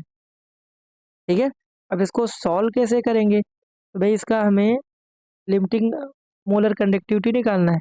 आपको देखिए जिसका भी निकालना हो वो आयंस किस सॉल्ट में दिया था, आप देखो देखो NaCl है, HCl है और NaAC, AC इसमें है और H इसमें, दोनों को प्लस कर दीजिए।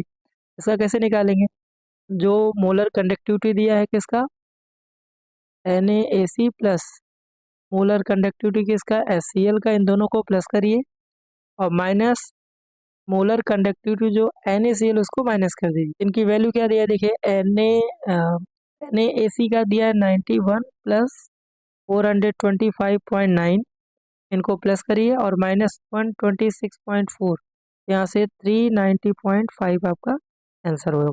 ओके, इजी क्वेश्चन है, आपने अगर थोड़ा बहुत किया हुआ है तो क्वेश्चन हार्ड नहीं है, बहुत इजी है, बस आपके प्रैक्टिस पे डिपेंड कर रहा है। और जैसे मैं बता रहा हूँ वैसे बस MCQ 15 सेट कर लीजिए, आपको कॉन्फिडेंस MCQ में आ जाएगा।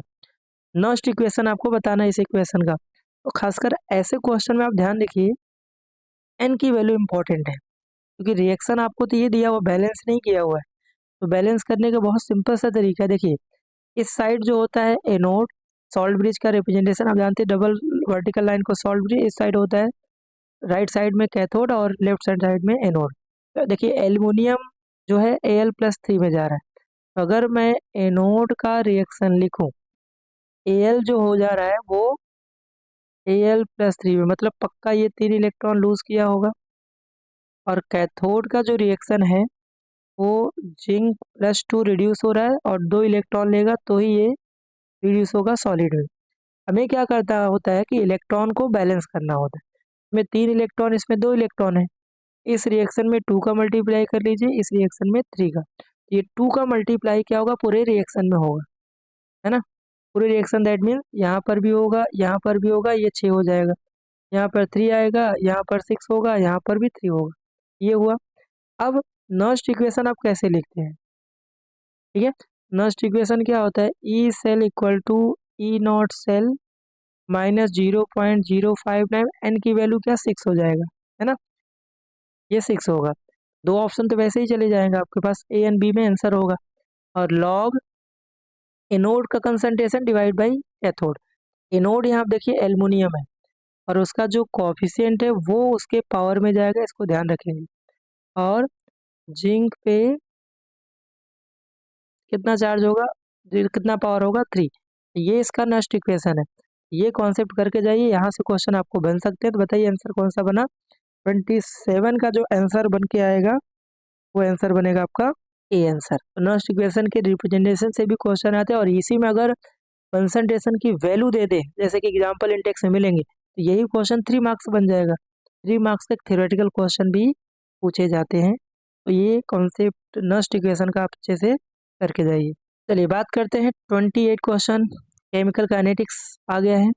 तो केमिकल काइनेटिक्स में यहाँ पर देखिए वैल्यू ऑफ रेट कांस्टेंट आपको दे रखा है, ठीक है। और आपसे identify the order of reaction. तो अगर मैं बात करूँ यूनिट ऑफ ए का जो जनरल यूनिट होता है क्या है, मोल पर लीटर, और इसके पावर में 1-n/सेकेंड होता है। ये याद करके जाइए आप। जनरल फॉर्मूला है nth ऑर्डर के लिए, nth ऑर्डर के लिए।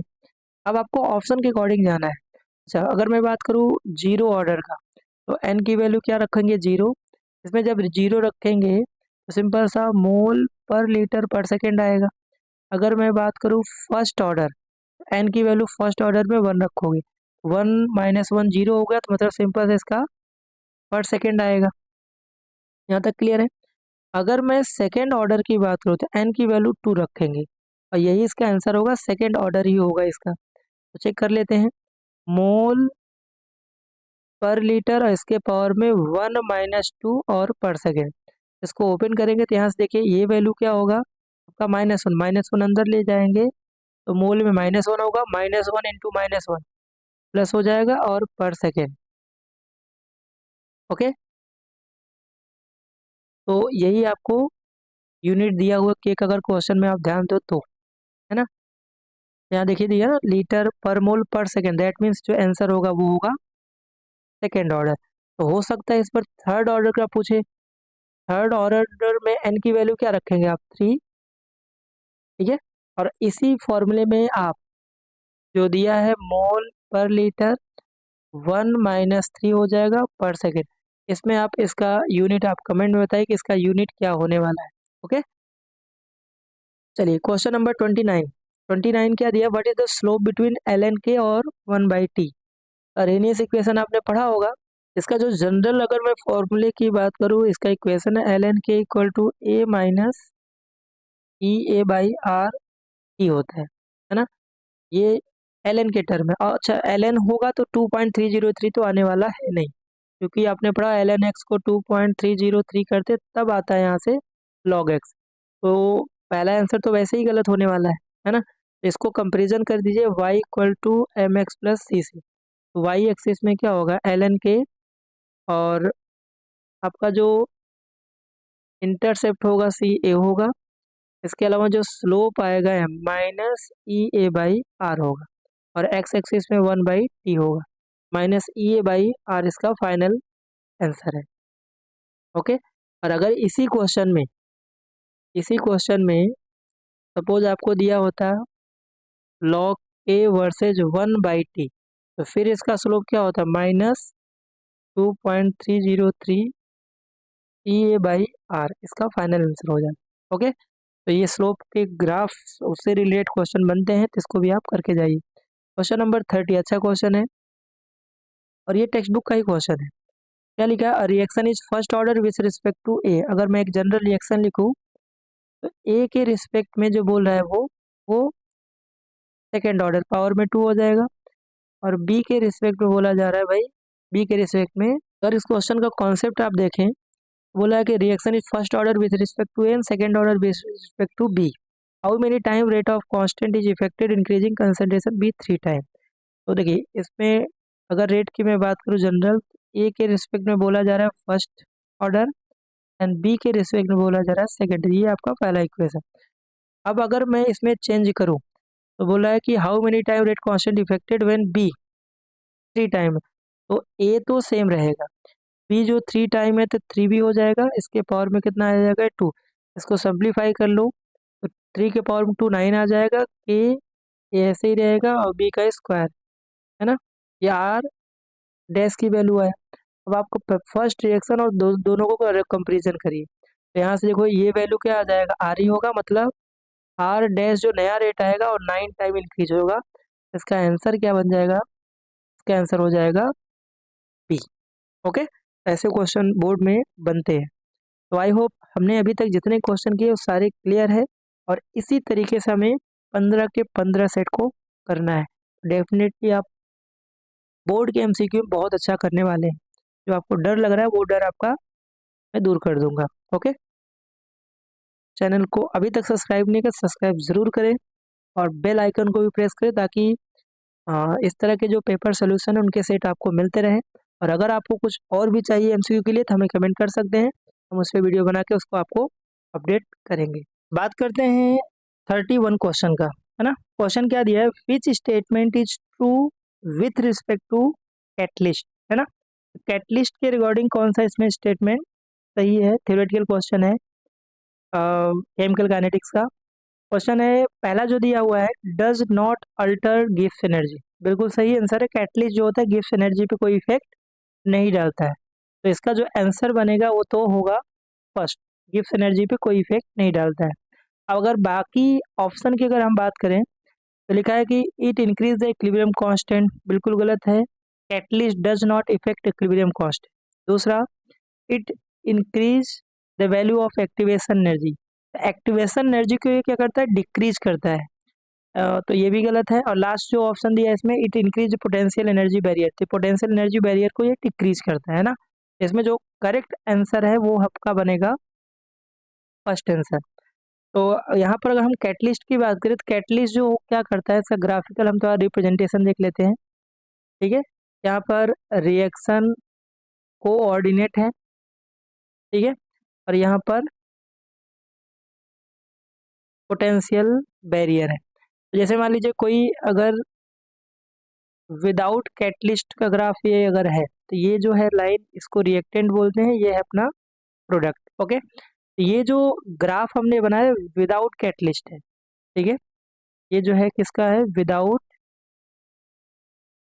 कैटलिस्ट। और अगर आप कैटलिस्ट यूज करेंगे, ये जो हाइट होता है इसी को बोलते हैं क्या? इस हाइट को बोलते हैं एक्टिवेशन एनर्जी, को हमने ई ए सी नोट कर लिया। और अगर आप कैटलिस्ट यूज करेंगे, ये क्या करता है? इस हाइट को ही कम कर देता है। दैट मीन्स ये जो एक्टिवेशन एनर्जी है, मान लीजिए इसको ई ए डैश मान लेते हैं, तो एक्टिवेशन एनर्जी को क्या करता है? डिक्रीज करता है, जिससे रिएक्शन क्या होता है? कम टाइम में प्रोडक्ट फॉर्म करता है ना। तो यहाँ पर ये जो डॉटेड लाइन है ये है विथ कैटलिस्ट,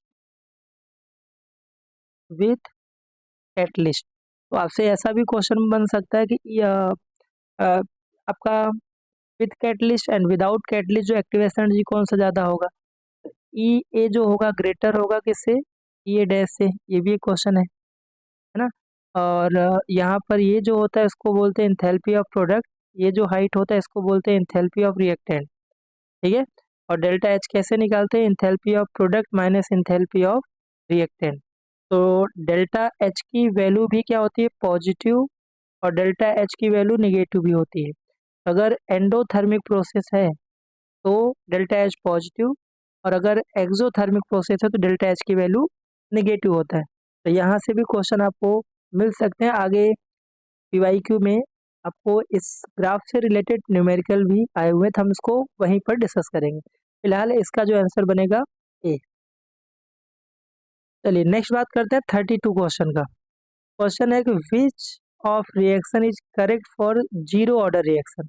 तो जीरो ऑर्डर रिएक्शन का अगर हम हाफ लाइफ के फॉर्मूले की बात करें तो हाफ लाइफ क्या होता है, जितने टाइम में कोई भी सब्सटेंस अपने इनिशियल कंसंट्रेशन का जस्ट हाफ हो जाए उसको बोलते हैं हाफ लाइफ।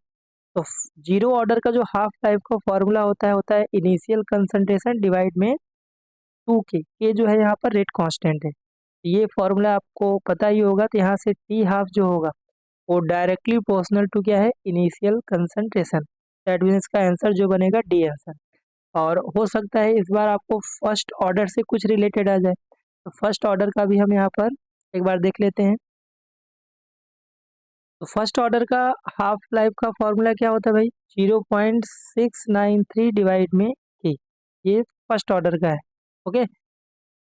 और ये इनिशियल कंसंट्रेशन से इंडिपेंडेंट है। इसके अलावा फर्स्ट ऑर्डर का फॉर्मूला रेट कांस्टेंट का वो भी आप ध्यान रखिए, 2.303 डिवाइड में time log initial concentration divide by final. ये फॉर्मूला इस पूरे चैप्टर में न्यूमेरिकल में बहुत काम आएगा।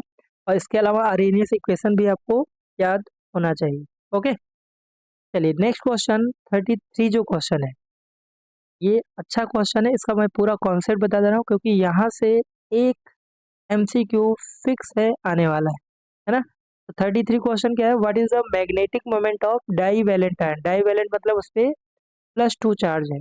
एक्वस सोल्यूशन एटॉमिक नंबर 28 दिया है ना। वैसे भी अगर 28 किसका होता है, Ni निकल का होता है। और नहीं भी पता कोई भी दिक्कत नहीं, आपको एटॉमिक नंबर तो दे दिया, यहाँ से कॉन्सेप्ट बन जाएगा। तो मैग्नेटिक मोमेंट जो निकालने का फॉर्मूला होता है इसका, मैग्नेटिक मोमेंट इसका फॉर्मूला होता है √n+2 होता है ना। वेयर n जो होता है वो क्या होता है, n होता है number of unpaired electron, okay. यहाँ पर जो आपको एटॉमिक नंबर दिया है वो 28 है। तो 28 किसका होता है, निकल का होता है। एटॉमिक नंबर 28 दिया ही है। यहाँ से सबसे पहले इसका अगर इलेक्ट्रॉनिक कॉन्फ़िगरेशन करें तो 3D सीरीज क्या है, तो ऑर्गन, उसके बाद 3D4s। तो अगर निकल की हम बात करें 2 इसमें जाएगा, 8 इसमें जाएगा। बट डाई वैलेंट है, दैट मीन्स यहाँ पर Na पे +2 चार्ज होगा। इसका जो इलेक्ट्रॉनिक कॉन्फ़िगरेशन बन के आएगा वो क्या होगा, S से 2 इलेक्ट्रॉन निकलेगा, 3D8 एंड 4s0। और इसी का मैग्नेटिक मोमेंट आपको निकालना है। तो D में कितने इलेक्ट्रॉन है भाई, 8 इलेक्ट्रॉन है। 8 इलेक्ट्रॉन हुंस रूल के अकॉर्डिंग जब भरेंगे तो हर एक ऑर्बिटल में पहले एक एक इलेक्ट्रॉन आएगा, एक इसमें, दूसरा, तीसरा, चौथा, पांचवा, उसके बाद फिर से पेयरिंग 6, 7 और यहाँ से 8। तो टोटल यहाँ 2 जो ऑर्बिटल है वो अनपेयर्ड है और यही n की वैल्यू है, ओके। अब n की वैल्यू 2 है तो इसका इसमें फॉर्मूले में रखें हम कितना आएगा, 2 2 + 2 ना, ये रूट यहाँ से कितना आया 8। और 8 इसका निकालेंगे तो 2.8 इसका बोर मैग्नेटॉन यूनिट होता है। तो इसका आंसर होगा 2.8। ये इसका फाइनल आंसर है बी। तो यहाँ से देखिए एक कॉन्सेप्ट मैं बताता हूँ, बिना कैलकुलेशन का नंबर ऑफ अनपेयर्ड निकाल लेंगे तो यहाँ से आपका मैग्नेटिक मोमेंट बन जाएगा। मान लीजिए n की वैल्यू और यहाँ से मैं लिख रहा हूँ मैग्नेटिक मोमेंट। तो मैक्सिमम अनपेयर्ड इलेक्ट्रॉन कितना हो सकता है, 5, ठीक है। तो अगर n की अनपेयर्ड इलेक्ट्रॉन 1 आ रहा है तो इसका मैग्नेटिक मोमेंट फिक्स है 1.73 होगा। अगर अनपेयर्ड इलेक्ट्रॉन 2 आएगा तो 2.8 होगा, 3 आएगा तो 3.8 होगा, 4 आएगा तो 4.8 होगा, 4.9 भी हो सकता है, राउंड ऑफ करेंगे। एंड 5 होगा तो 5.9 या 5.8 जो भी ऑप्शन आपको दिया हो। तो सिंपल सा n की वैल्यू निकालिए और देखिए उसी के कॉन्सेप्ट में यहाँ पर मैग्नेटिक मोमेंट की वैल्यू दिया है। ये भी करके जाइए क्योंकि यहाँ से आपका टाइम बच सकता है। जैसे हमने अनपेयर्ड इलेक्ट्रॉन 2 निकालो तो मतलब इसका आंसर 2.8 होगा, ओके। अगर मान लीजिए 3 आया तो 3.8, 4 आएगा तो 4.8, 5 आएगा तो 5.8 या 5.9, है ना। ये इसका कॉन्सेप्ट है। ये क्वेश्चन बहुत इंपॉर्टेंट है, हर साल आप PY की सॉल्व करेंगे तो यहाँ से मैग्नेटिक मोमेंट्स से एक क्वेश्चन बनता है। चलिए बात करते हैं 33 क्वेश्चन का। क्वेश्चन है विच transition element does not exhibit variable oxidation state. ध्यान रखिए यहाँ पर आपको ट्रांजिशन एलिमेंट बोला है ना, ट्रांजिशन एलिमेंट। तो ट्रांजिशन एलिमेंट होते क्या है? ऐसे और मेटल जिनका डी ऑर्बिटल इनकम्प्लीटली फिल्ड हो उसको हम बोलते हैं ट्रांजिशन एलिमेंट। तो पूरे पीरियोडिक टेबल में डी ब्लॉक में 4 एलिमेंट ऐसे हैं जिनको ट्रांजिशन एलिमेंट कंसीडर नहीं करते। ठीक है, तो वो हम उसकी बात करते, पहले इस क्वेश्चन की हम बात करते हैं। इसमें जो स्कैंडियम होगा, स्कैंडियम जो है वो इसका फाइनल आंसर, कि इसका ऑक्सीडेशन स्टेट सिर्फ और सिर्फ +3 होता है। बाकी निकल पे +2 भी होता है, कई सारे वेरिएबल है, क्रोमियम के भी बहुत सारे होते हैं, कॉपर के भी +1 +2 होता है, वेरिएबल होते हैं। बट स्कैंडियम जो है इसका फिक्स एक ही ऑक्सीडेशन स्टेट होता है +3। ओके, तो हम थोड़ा सा बात करते हैं कि डी ब्लॉक में कौन से ऐसे एलिमेंट है जिनको नॉट कंसीडर्ड ट्रांजिशन एलिमेंट्स, इनको ट्रांजिशन एलिमेंट्स नहीं मानते। वो 4 जो है वो इम्पोर्टेंट है। उसमें कौन कौन आता है देखिए, जिंक आता है, ठीक है, कैडमियम आता है, मर्क्यूरी आता है और कैनियम आता है। इसका एटॉमिक नंबर जिंक का 30 होता है, कैडमियम का 48 होता है, मर्क्यूरी का 80 होता है, इसका 112 होता है। ये ऐसे एलिमेंट है जिनका डी ऑर्बिटल कंप्लीटली फिल्ड होता है ग्राउंड स्टेट में, ग्राउंड स्टेट या फिर किसी भी ऑक्सीडेशन स्टेट में। जिनका डी ऑर्बिटल दोनों स्टेट में फिल्ड है उसको हम ट्रांजिशन एलिमेंट कंसीडर नहीं करते, क्योंकि इन पे सब पे +2 ही चार्ज होता है। इलेक्ट्रॉन कहाँ से जाएगा, एस से जाएगा, डी तब भी कम्प्लीटली फिल्ड होगा। तो हो सकता है इस बार एमसीक्यू यहाँ से आपको बन जाए, इनमें से कौन सा ट्रांजिशन एलिमेंट नहीं है। तो जिंक, कैडमियम, मर्करी और सीएन मीन्स कैनियम, इनको ट्रांजिशन एलिमेंट कंसीडर नहीं करते हैं। ओके, चलिए आगे बढ़ते हैं। Question number 35। 35 क्वेश्चन क्या है यहाँ पर, what is the formula of manganate ion. ठीक है, एक होता है पर मैंगनेट आयन और एक होता है मैंगनेट आयन। तो मैंगनेट आयन जो 35 क्वेश्चन उसकी हम बात कर लेते हैं। मैंगनेट आयन होता है MnO4-2, ठीक है, जो कि ग्रीन कलर का होता है, ये भी क्वेश्चन ध्यान रखना है। इसकी जो ज्योमेट्री होती है वो टेट्राहेड्रल होता है, ये भी ध्यान रखना है आपको। इसका जो हाइब्रिडाइजेशन होता है वो sp3 होता है ना। इसके अगर स्ट्रक्चर की बात करें तो टेट्राहेड्रल ज्योमेट्री कुछ ऐसा होगा, 4 ऑक्सीजन है ना, और डबल बॉन्डेड और इस पे क्या होंगे माइनस, ये टेट्राहेड्रल ज्योमेट्री होगा। ओके, ये भी पॉइंट आप करके जाइए। आप PYQ सॉल्व करेंगे तो जो जो क्वेश्चन बने हैं वो इधर से बने हैं। ओके, तो इसका आंसर होगा कौन सा, फिर आपका सी आंसर इसका राइट आंसर है। ओके, चलिए आगे बढ़ते हैं। तो चलिए बात करते हैं क्वेश्चन नंबर 36 का। क्वेश्चन ये है कि when acidified K2Cr2 solution is added to Sn+2 salt, then Sn+2 change into, ये चेंज हो जाता है ऑक्सीडाइज होके Sn+4 में, है ना। इसका जो आंसर बनेगा वो डी आंसर होगा।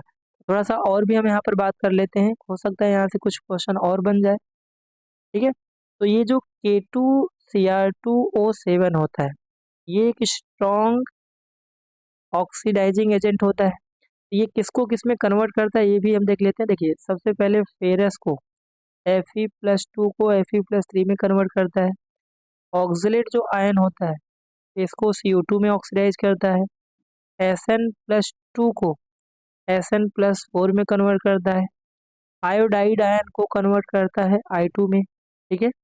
H2S को कन्वर्ट करता है किसमें, सल्फर में। तो ये भी आप थोड़ा ध्यान देके जाइए, हो सकता है इस बार फेरस को पूछ ले किसमें, Fe+3 में कर रहा है। इसका आंसर क्या बनेगा, डी बनेगा। Next 37 question, primary and secondary valency of cobalt in complex compound, है ना। चलिए इस क्वेश्चन को देखते हैं 37 को। तो प्राइमरी वैलेंसी क्या होता है, प्राइमरी वैलेंसी होता है 1 डिग्री जो वैलेंसी होता है किसी भी कॉम्प्लेक्स कंपाउंड में सेंट्रल एटम का ऑक्सीडेशन नंबर, ऑक्सीडेशन नंबर के बराबर होता है। और 2 डिग्री जो वैलेंसी होता है वो होता है, ठीक है, total coordinate bond, coordinate bond. Ligands कितने सेंट्रल एटम से फॉर्म करता है। जो कॉम्प्लेक्स आपको दिया हुआ है, देखिए यहाँ पर दिया सेंट्रल एटम कोबाल्ट है, ईएन जो होता है वो न्यूट्रल लिगेंड होता है। तो इसमें अगर मैं बात करूँ तो कोबाल्ट का एक्स मान लिया, ईएन पे चार्ज कितना होता है 0, सीएल 3 है, 3 माइनस इक्वल टू 0। इसका जो ऑक्सीडेशन स्टेट आ रहा है +3 आएगा, प्राइमरी वैलेंसी कितना हो गया भाई 3। ओके, और अगर सेकेंडरी वैलेंसी की बात की जाए तो ईएन एक डाइडेंटेड लिगेंड है ना, और 3 है तो ये कोऑर्डिनेट बॉन्ड कितना बनाएगा 6। तो 3 इसकी प्राइमरी वैलेंसी है, 6 इसका सेकेंडरी वैलेंसी है। आंसर इसका क्या बन जाएगा, प्राइमरी एंड सेकेंडरी पूछा, पहले प्राइमरी लिखना है फिर सेकेंडरी। ओके, तो 3 एंड 6 इसका प्राइमरी एंड सेकेंडरी वैलेंसी होगा। 38 क्वेश्चन, 38 क्वेश्चन में बोला है कि इसमें जो आपको दिया हुआ है कॉम्प्लेक्स, ये इन दोनों में आपस में क्या रिलेशन है। यहाँ पे देखिए, अगर हम इसके आंसर की बात करें तो आप पहले इसको कॉम्प्लेक्स को चेंज किया, और आप देख रहे हैं कि इसमें जो काउंटर आयन सल्फेट वो अंदर जा रहा है, और क्लोराइड जो लिगेंड्स है वो काउंटर आयन बन रहा है। और ऐसा आपने कहाँ पढ़ा था, आयोनाइजेशन आइसोमर में। ठीक है, तो इसका आंसर क्या बन जाएगा ए। जब काउंटर आयन लिगेंड से पोजीशन अपनी एक्सचेंज करता है तो वो आयनाइजेशन होता है। लिंकेज आइसोमर क्या, जिसमें एम्बीडेंट लिगेंड्स प्रेजेंट होते हैं। और पूरी बुक में आपने 3 एम्बीडेंट लिगेंड पढ़े, CN, SCN और NO2। ये कहीं भी अगर लिगेंड दिख जाए समझ जाना वो लिंकेज आइसोमर है। सॉल्वेट में काउंटर आयन जो है वो वाटर से एक्सचेंज करता है। कोऑर्डिनेशन में क्या होते हैं, लिगेंड सेंट्रल एटम से ही अपनी पोजीशन एक्सचेंज करते हैं। ओके, तो इसका फाइनल आंसर जो है वो आयनाइजेशन आइसोमर होगा। चलिए बात करते हैं 39 क्वेश्चन। क्वेश्चन है, how many number of unpaired electron are there in complex. Unpaired electron को यहाँ पर आपको बताना है। तो चलिए देखते हैं, यहाँ पर जो कॉम्प्लेक्स दिया है वो कॉम्प्लेक्स है NiCN4, और इसके ऊपर कितना -2 चार्ज। तो CN जो है एक स्ट्रॉन्ग लिगेंड होता है, वो आपको क्लियर होना चाहिए। ठीक है, स्ट्रॉन्ग लिगेंड्स हैं, और आपको याद भी होना चाहिए स्ट्रॉन्ग लिगेंड के प्रेजेंस में क्या होगा, 3D ऑर्बिटल का पेयरिंग होने वाला है। अगर VBT पढ़ा है तो 3D ऑर्बिटल का पेयरिंग होगा। इसमें जो Ni का ऑक्सीडेशन स्टेट आएगा +2 आ रहा है ना, CN पे -4 -2 एक्स मान निकालेंगे तो +2 आएगा। कैसे निकालेंगे वो भी बता दे रहा हूँ। एक्स मान लिया Ni का, CN पे -1 होता है, 4 है तो -4, और जो चार्ज है इक्वल टू में आ जाएगा, तो एक्स की वैल्यू कितना आया +2। इसका जो ऑक्सीडेशन स्टेट आएगा +2। अब इसका अगर इलेक्ट्रॉनिक कॉन्वर्सन करेंगे तो 3D8 एंड 4s में 0 इलेक्ट्रॉन आएगा, ये Ni+2 का हुआ। ठीक है, और CN जो है स्ट्रॉन्ग लिगेंड है, तो जो 3D ऑर्बिटल है, 3D ऑर्बिटल में कितने इलेक्ट्रॉन है 8। 8 इलेक्ट्रॉन पहले फिलअप कर लेते हैं। ठीक है, टोटल यहाँ से ये इसमें एक एक आएगा। तो स्ट्रॉन्ग लिगेंड के कारण ये जो ऑर्बिटल इसमें पेयरिंग होने वाला है, तो ये जो आ जाएगा इसमें। तो फाइनली जो बन के आपको दिख रहा है वो सारे जो ऑर्बिटल्स हैं वो पेयर्ड हो जाएंगी। तो यहाँ पर n की वैल्यू कितना आ रहा है 0, तो नंबर ऑफ अनपेयर्ड इलेक्ट्रॉन कितना आएगा 0, तो इसका फाइनल आंसर बनेगा D। ओके, 40 क्वेश्चन, अभी हमने एम्बीडेंट लिगेंड की बात की थी, उसी से रिलेटेड है कि भाई इसमें से कौन से एम्बीडेंट लिगेंड है। तो CN जो है एक एम्बीडेंट लिगेंड है, इसके अलावा CN भी आता है साइनाइड, इसके अलावा NO2 भी एक एम्बीडेंट लिगेंड है।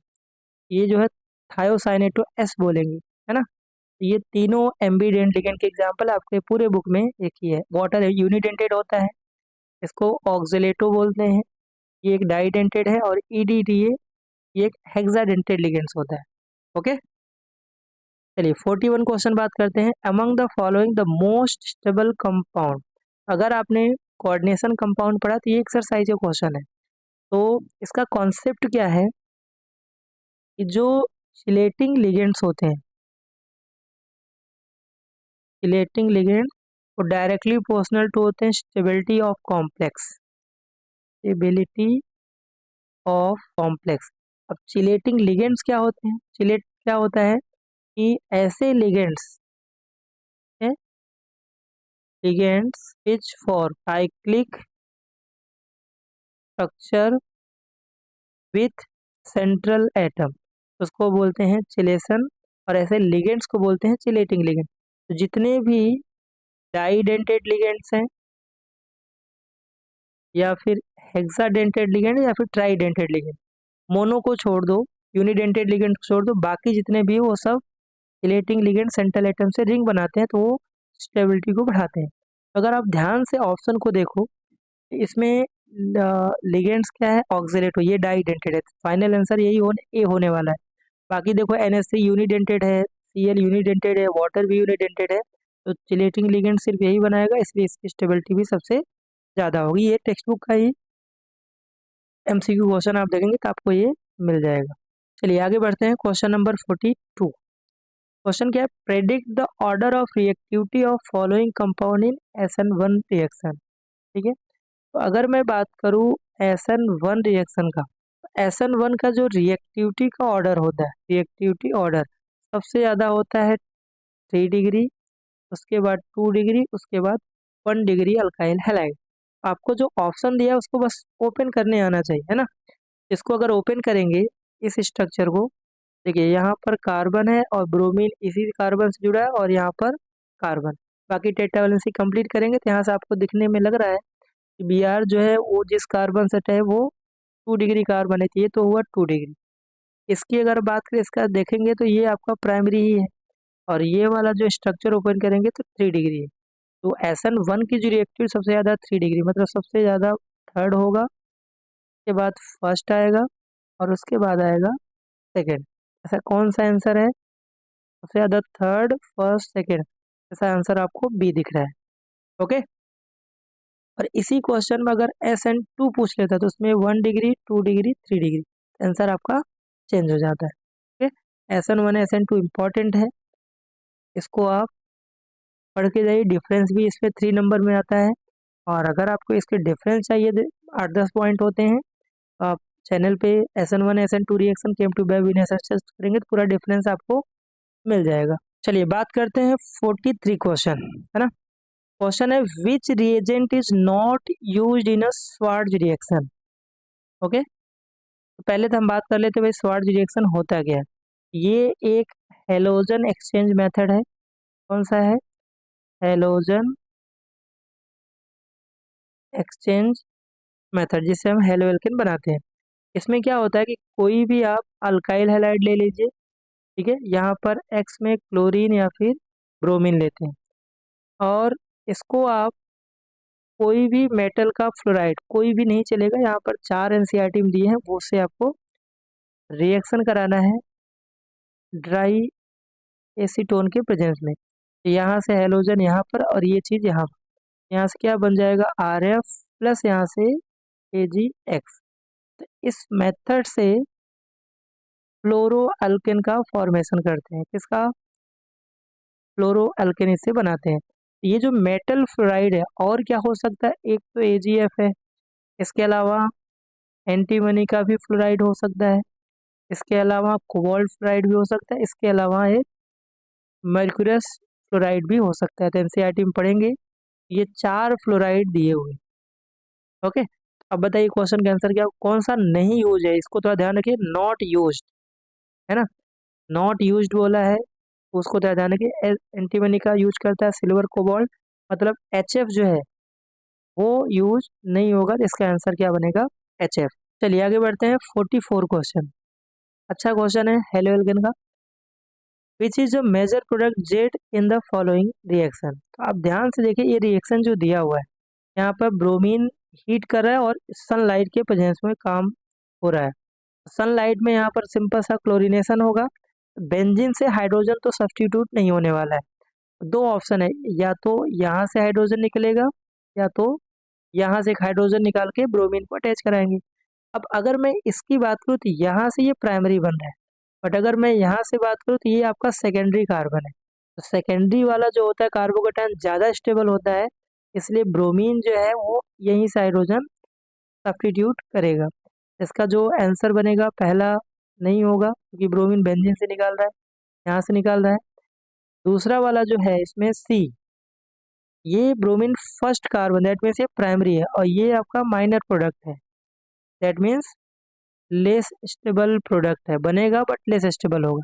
और ये जो ब्रोमीन जुड़ा है वो सेकेंडरी है, दैट मीन्स ये मेजर प्रोडक्ट है। और मेजर प्रोडक्ट मतलब ये प्राइमरी कंपैरिजन में क्या है, मोर स्टेबल प्रोडक्ट है, जिसका फाइनल आंसर होगा डी। ओके, स्टेबिलिटी का रिएक्शन है यहाँ पर। स्टेबिलिटी में सबसे ज़्यादा tertiary, then secondary, then primary होता है ना। तो जैसा क्वेश्चन दिया उसी के अकॉर्डिंग आपको आंसर यहाँ पर देना है।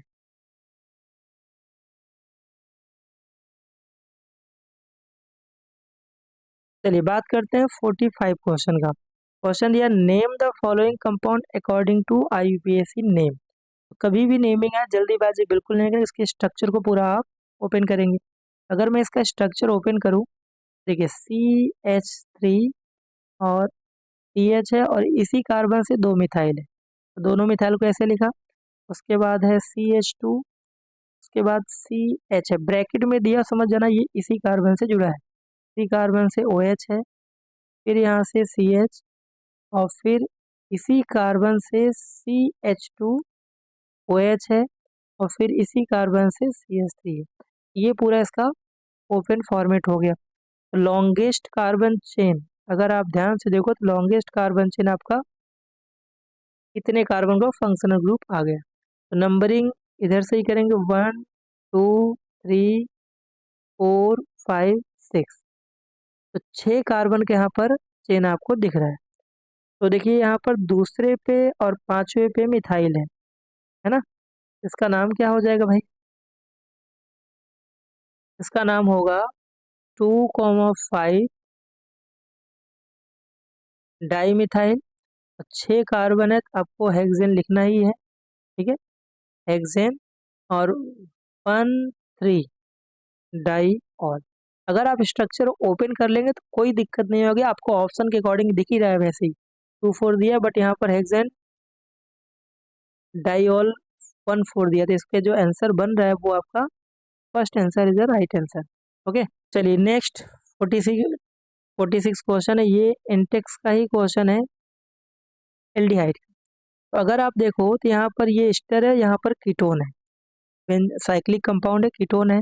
और ये जो भाई साहब एरो के ऊपर दिख रहा है ये है रिड्यूसिंग एजेंट। रिड्यूसिंग एजेंट में क्या करना है आपको, अगर कीटोन को ये रिड्यूस कर देता है सेकेंडरी अल्कोहल में, दैट मीन्स इसका जो आंसर बनने वाला है साइक्लिक कंपाउंड है, सिर्फ बस यहाँ पर OH आ जाएगा, और बाकी जो ग्रुप है एस्टर पे कोई इफेक्ट नहीं आएगा, वो सेम टू सेम वैसा ही रहेगा, है ना। तो इसका जो आंसर है यहाँ पर, वो आंसर कौन सा होगा, सी आंसर होगा। 46 का जो आंसर आएगा सी आंसर होगा। और थोड़ा सा इसके कॉन्सेप्ट को और सीख लेते हैं, क्योंकि हो सकता है यहाँ से क्वेश्चन कुछ मिल जाए आपको। देखिए अगर हम बात करें एल्डिहाइड का, एल्डिहाइड का अगर रिडक्शन कराएंगे रिड्यूसिंग एजेंट के वजह से, यहाँ से उतने ही कार्बन का आपको प्राइमरी अल्कोहल बनेगा। और अगर आपने कीटोन लिया, ठीक है, कीटोन का reducing agent lithium aluminium hydride या फिर सोडियम, तो यहाँ से उतने ही कार्बन का आपको अल्कोहल मिलेगा, वो भी सेकेंडरी अल्कोहल। और इसी का अगर उल्टा ऑक्सीडेशन करा दो तो आपको प्राइमरी से एल्डिहाइड मिलेगा, और कीटोन से सॉरी सेकेंडरी अल्कोहल से आपको कीटोन मिलेगा। ये MCQ क्वेश्चन आप करके जाइए, यहाँ से क्वेश्चन बनते हैं। चलिए बात करते हैं क्वेश्चन नंबर 47 की, है ना। 47 जो क्वेश्चन है तो सिग्मा एंड पाई बॉन्ड के कैलकुलेशन से, और सिग्मा एंड पाई बॉन्ड से लगभग बोर्ड में एक MCQ क्वेश्चन आता है। और जब भी आपको कंपाउंड देगा तो ऐसा कंपाउंड देगा जो फेमस है, उनका कॉमन नेम है ना। तो वैसा ही क्वेश्चन है ये, पूछा है कि number of sigma and pi bond in there in aspirin. अब एस्प्रिन का अगर आपको स्ट्रक्चर पता होगा तो ही आप ये क्वेश्चन कर सकते हैं।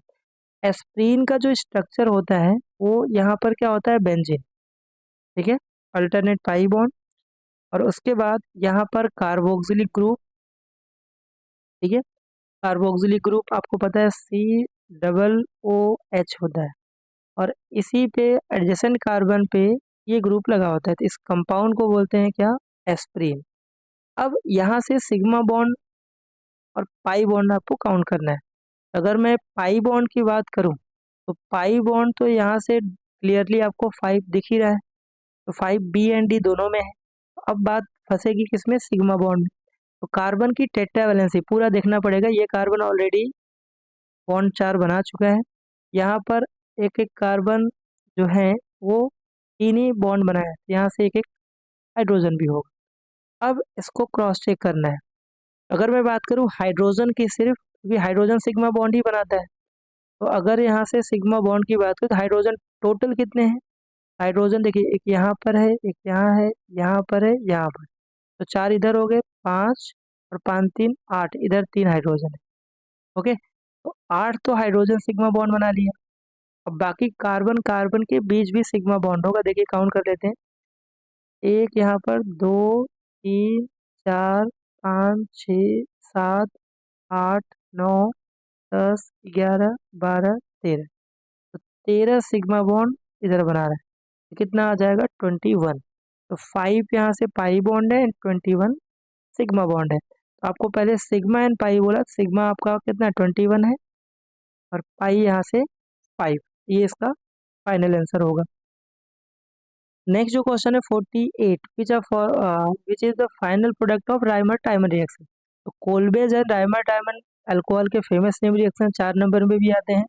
तो इसको ऐसा नहीं कि आपको रिएक्शन लिखना है, आपको तुरंत दिमाग में आना चाहिए किसे सेलिसल्डिहाइड बनाते हैं। ये कोलबेज से सेलिसाइलिक, बाकी से राइमर टाइमर से सेलिसल्डिहाइड बनाते हैं, है ना। तो थोड़ा इसके रिएक्शन की भी बात कर लेते हैं। राइमर टाइमन का राइमर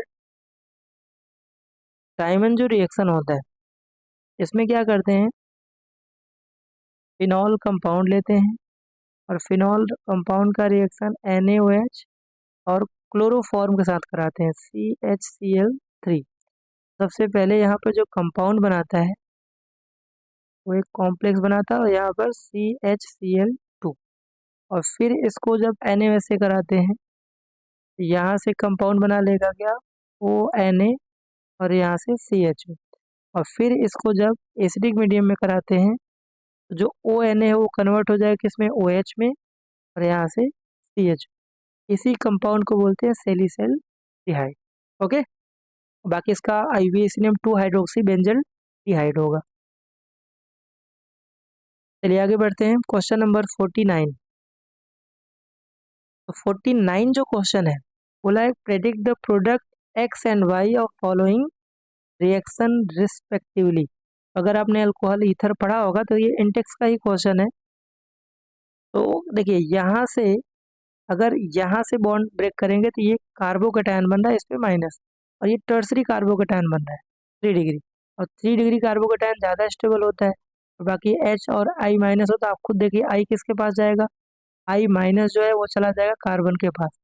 यहाँ से जो प्रोडक्ट बनाएगा CH3, है ना, राइस है कार्बन और इससे I जुड़ेगा, और C2H5OH इथेनॉल बना देगा, है ना।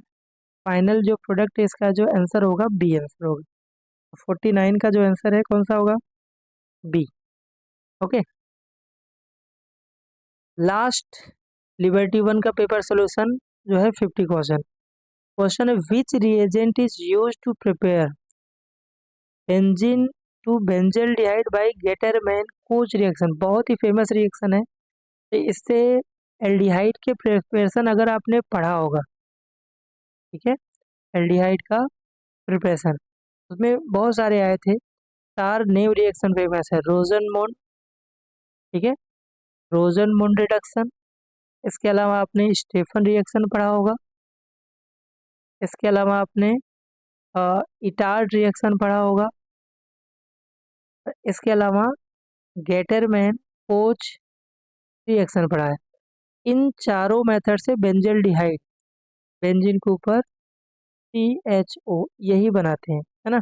आपको गेटरमैन पूछा कि भाई उसमें रिएजेंट क्या लेते हो आप, तो गेटरमैन की अगर हम बात करें, गेटरमैन में क्या होता है, बेंजीन, है ना, और बेंजीन का रिएक्शन कार्बन मोनोऑक्साइड HCl, इसके अलावा एनहाइड्रस AlCl3 और CuCl, ये बेंजीन डायरेक्टली कन्वर्ट होता है किसमें, benzaldehyde. This is a Gattermann Koch reaction. Gattermann reaction अलग है, वो क्लोरो या bromo benzene copper powder HCl या HBr लेते हैं।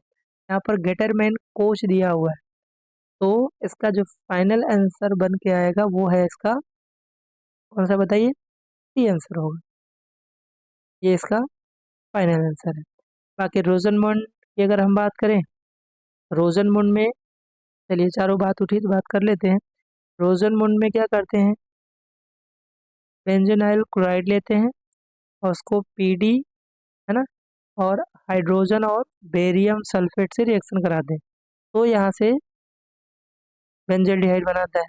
स्टेफन रिएक्शन की अगर बात की जाए, स्टेफन में नाइट्राइल कंपाउंड लेते हैं SnCl2 प्लस HCl। सबसे पहले यहाँ से इमाइन कंपाउंड बनाते हैं CH डबल बॉन्ड NH, फिर यहाँ पर एसिडिक मीडियम में ये कन्वर्ट होता है CHO में। और अगर इटार्ड की बात की जाए, इसको भी देख लेते हैं, इटार्ड रिएक्शन। इसमें क्या करते हैं, टॉल्यूइन लेते हैं, टॉल्यूइन का रिएक्शन क्रोमाइल क्लोराइड CrO2Cl2 इसके साथ कराते थे, कॉम्प्लेक्स बनाता है ना। कॉम्प्लेक्स का होता है CH ब्रैकेट में OCrOHCl2 ट्वाइस, और फिर यहाँ पर एसिडिक मीडियम में कराते हैं, तब यहाँ से बनाता है फाइनली बेंजल्डिहाइड, है ना। ये चारों नेम रिएक्शन से बेंजल्डिहाइड बनाते हैं। तो ये हमने लिबर्टी फर्स्ट पेपर का सोल्यूशन पूरा हर एक क्वेश्चन को डिटेल में आंसर के साथ साथ उससे रिलेटेड जितने भी टॉपिक थे वो आपके हुए।